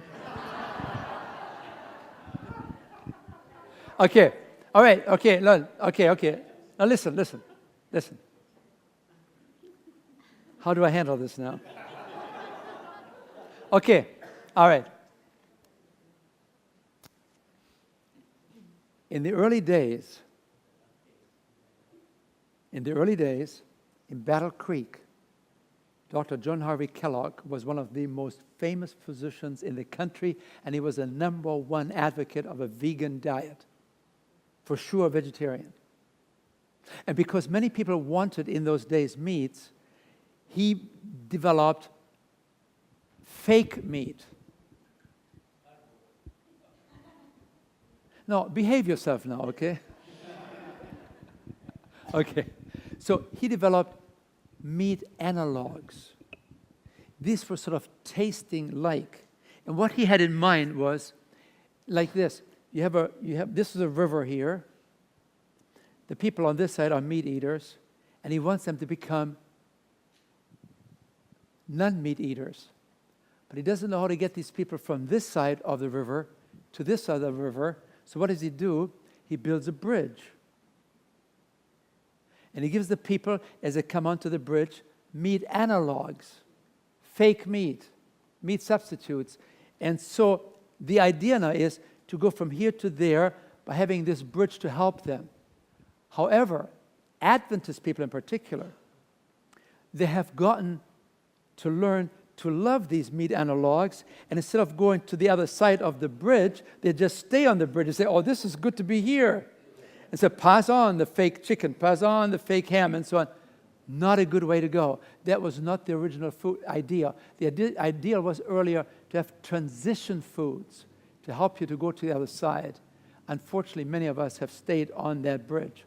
When you come to my house, You will see some products there that my wife occasionally uses when we have some special situation there. But by and large, we do not think this is a health food.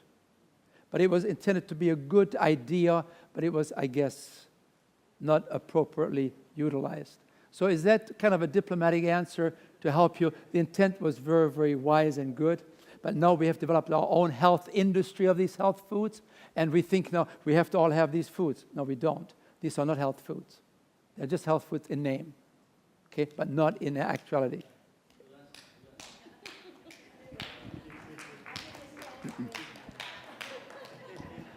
So please have understanding with the church. Have understanding, but be also aware that they are becoming commercially oriented, which is not the right thing to do. Okay, we should move away from this and help people to move to the other side. Okay, are we okay?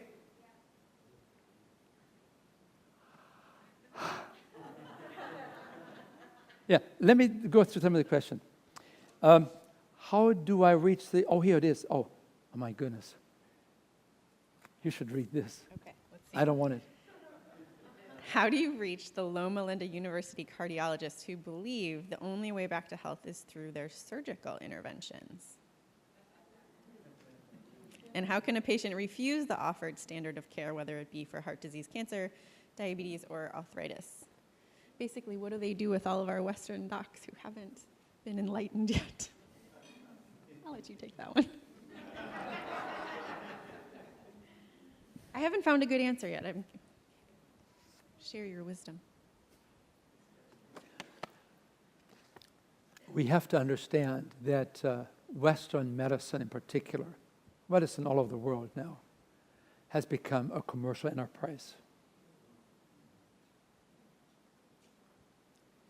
And it doesn't make sense to a commercial enterprise to tell people, use the fork and spoon, and then you don't have to come to my office, because it doesn't make economically sense to a system that is fighting for bottom lines with many competitors. As a matter of fact, every hospital dreams of having a bypass surgery center, because every time you do a bypass, it's a $150,000 list price income. And then you have somebody coming along like Dr. McDougall, who works at a hospital in Santa Elena where they do bypass surgery. And guess what? Do you think these surgeons welcome Dr. McDougall? They had no use for him because he was really endangering the economics of the system. I mean, this is not to say that people are bad or evil. It's just that this is how the business world today has utilized medicine and medical interventions for their benefits as a system of profitability. But he told me, so John told me, he said, Hans, when these surgeons, when their wives had some problems, they would always send them to me. So, I mean, is this sort of a part of an answer? I mean, we have to be very careful that we don't bedevil a whole, medical community or medical people or individuals. They're part of a system. You have to understand, when you see a physician, the physician works for a system, and he has been given 15 minutes to do the intake. Yeah.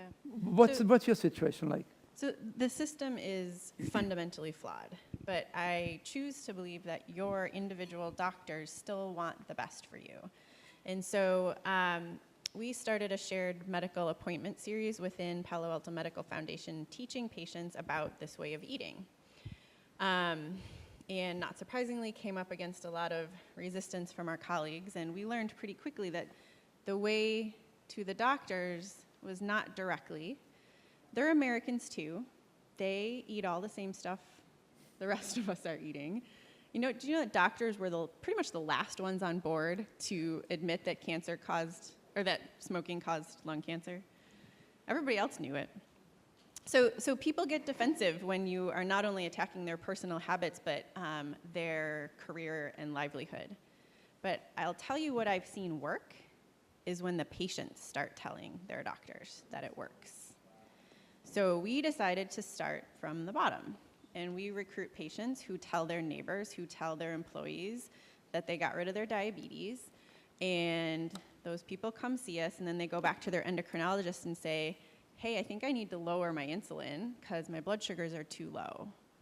And so over the course of 6 weeks, when we see our patients, they're often coming 30, 50% down on their insulin, coming off their blood pressure medications, and then we start seeing their doctors sending more patients. So it's us, it's patients and people who are going to change it, because the system is messed up. And it's not going to happen from the top down, unfortunately. Does that help you? That means you need to stand tall with a strong backbone. And you be very gentle and nice with your physician, because you may need that physician someday. But you have a broken record. You know the broken record concept? When the record gets stuck, and you say, doctor, I am not really ready for taking those medications for my diabetes. I think I want to try first to eat myself out of diabetes. There's disbelief in the eyes and the face of the physician, right? Oh, absolutely. And so, what do you mean? You cannot do something. Doctor, I understand. I really appreciate you, doctor. I really appreciate that you, my doctor. However, that's a broken record. However, doctor, I do want to try it for at least 4 weeks. And I want to make some dietary change. I have a special book, and I'm working with a special lady at the Palo Alto clinic there. I want to give it a try, and then I see you in 4 weeks, or maybe 6 weeks. Okay?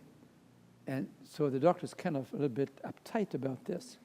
The patient is telling me, what do you know about diabetes? I say, well, doctor, I really appreciate you. However, I really would like to, it's really my body, isn't it? And I'm going to see you again soon, but I really want to give it a try, and then you can examine me again.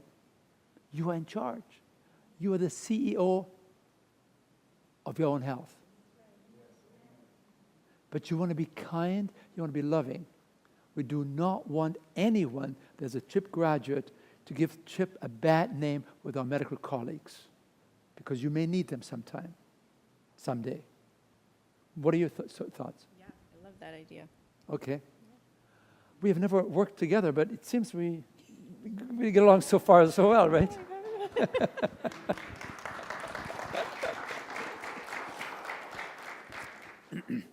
Here's a question, that's a technical question about neuropathy. What does neuropathy refer to?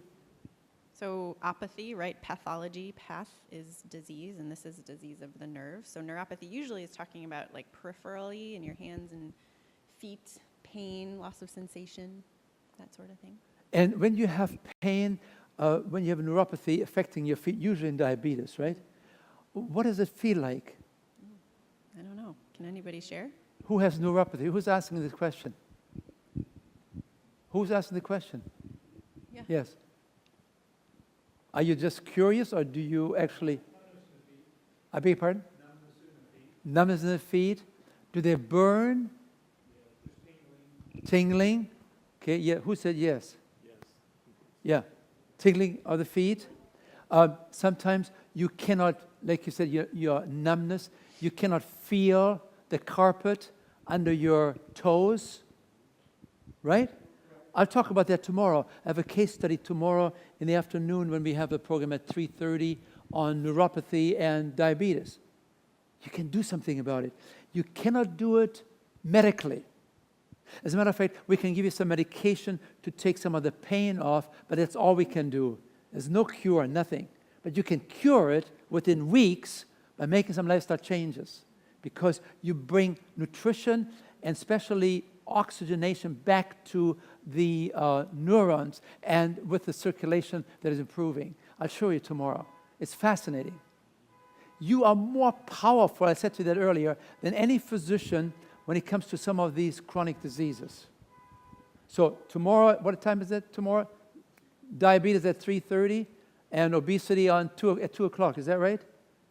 No. What's? Yeah, 2 o'clock is the weight, lose weight. 2 o'clock is the weight. 3:30 is the diabetes. Reversing diabetes, okay? Anything? Yeah, I mean, I think it comes back to that one disease, different names, you know? So when the blood vessels in the brain are damaged, it's dementia or stroke. When the blood vessels serving the nerves are damaged, you can get neuropathy. We even have colleagues in orthopedic surgery. I mean, that's kind of the last place you think about, but like joint disease, back pain, it's blood vessels in the joints and blood vessels in the vertebrae. If they're not working and those tissues aren't getting the nutrition that they need, they're gonna start deteriorating.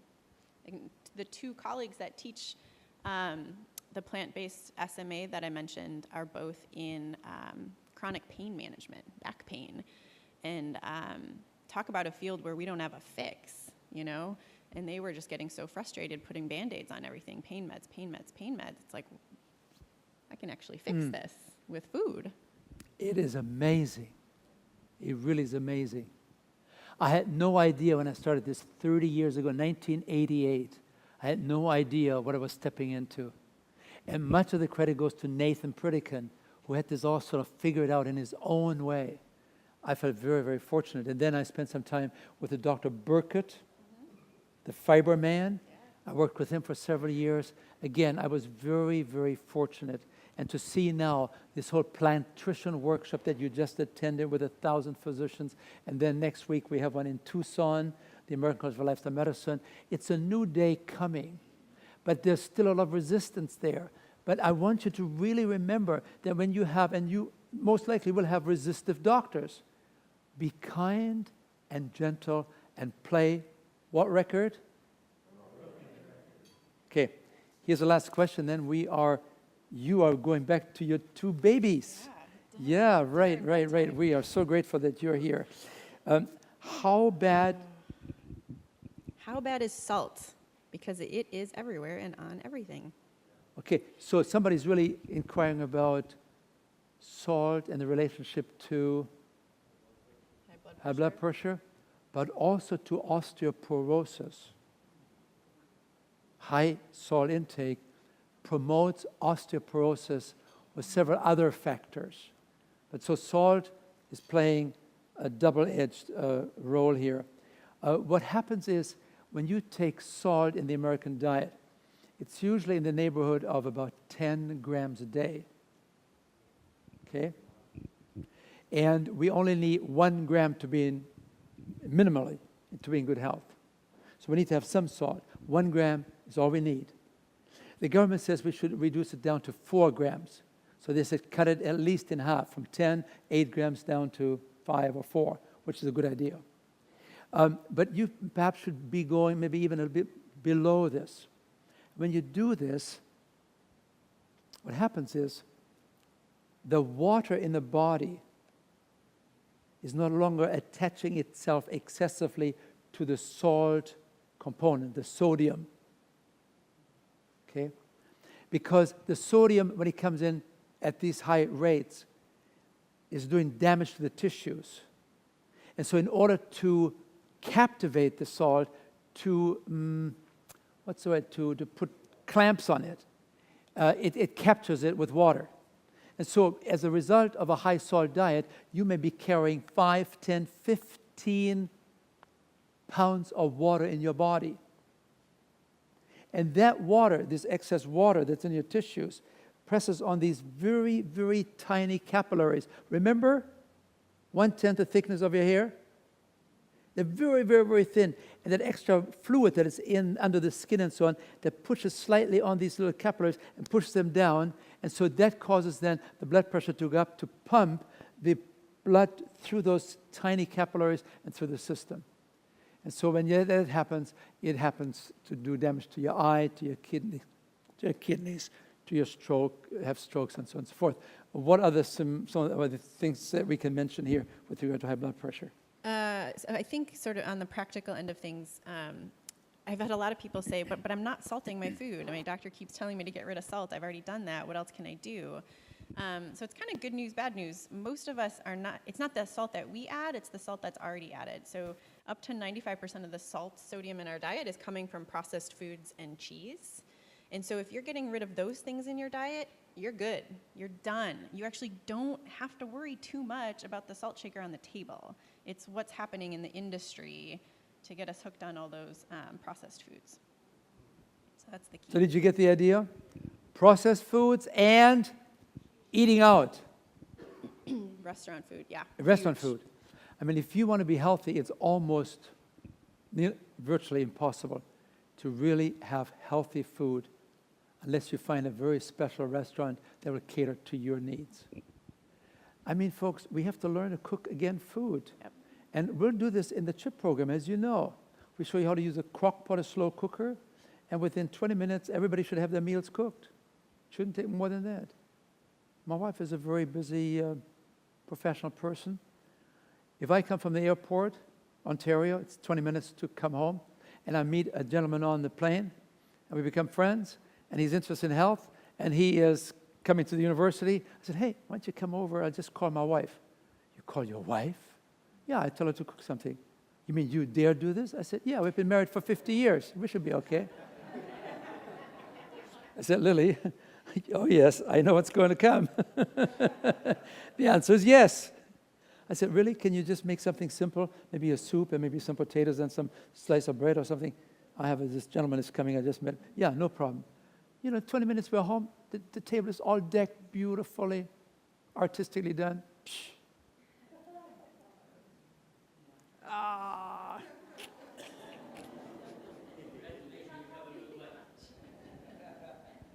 I agree. But the point here is we need to think differently. Don't think I have to spend all day in the kitchen now to cook this food and then I live a month longer. No. No. Folks, people that practice this lifestyle on the average live 10 to 15 years longer. You saw that film earlier about the Canadians? What did you get from that film? It's a choice, isn't it? Isn't that what you got from the film? Do you remember the film that I showed you? 10 years? Well, that's 10 years for the Canadians. They don't even practice what we help you to understand. We're going a step beyond. We're the real deal. 15 years.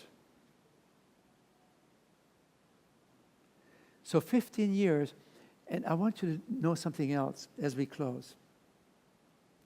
There was a time when I would tell audiences, well, what are we going to die of?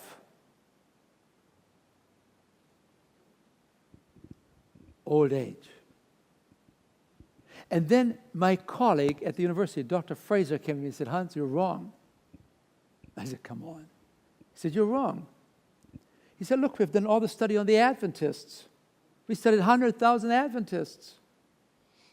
We know the vegans, we know the meat eaters, we know everything about these people. And we know what they die from. I said, what do they die from?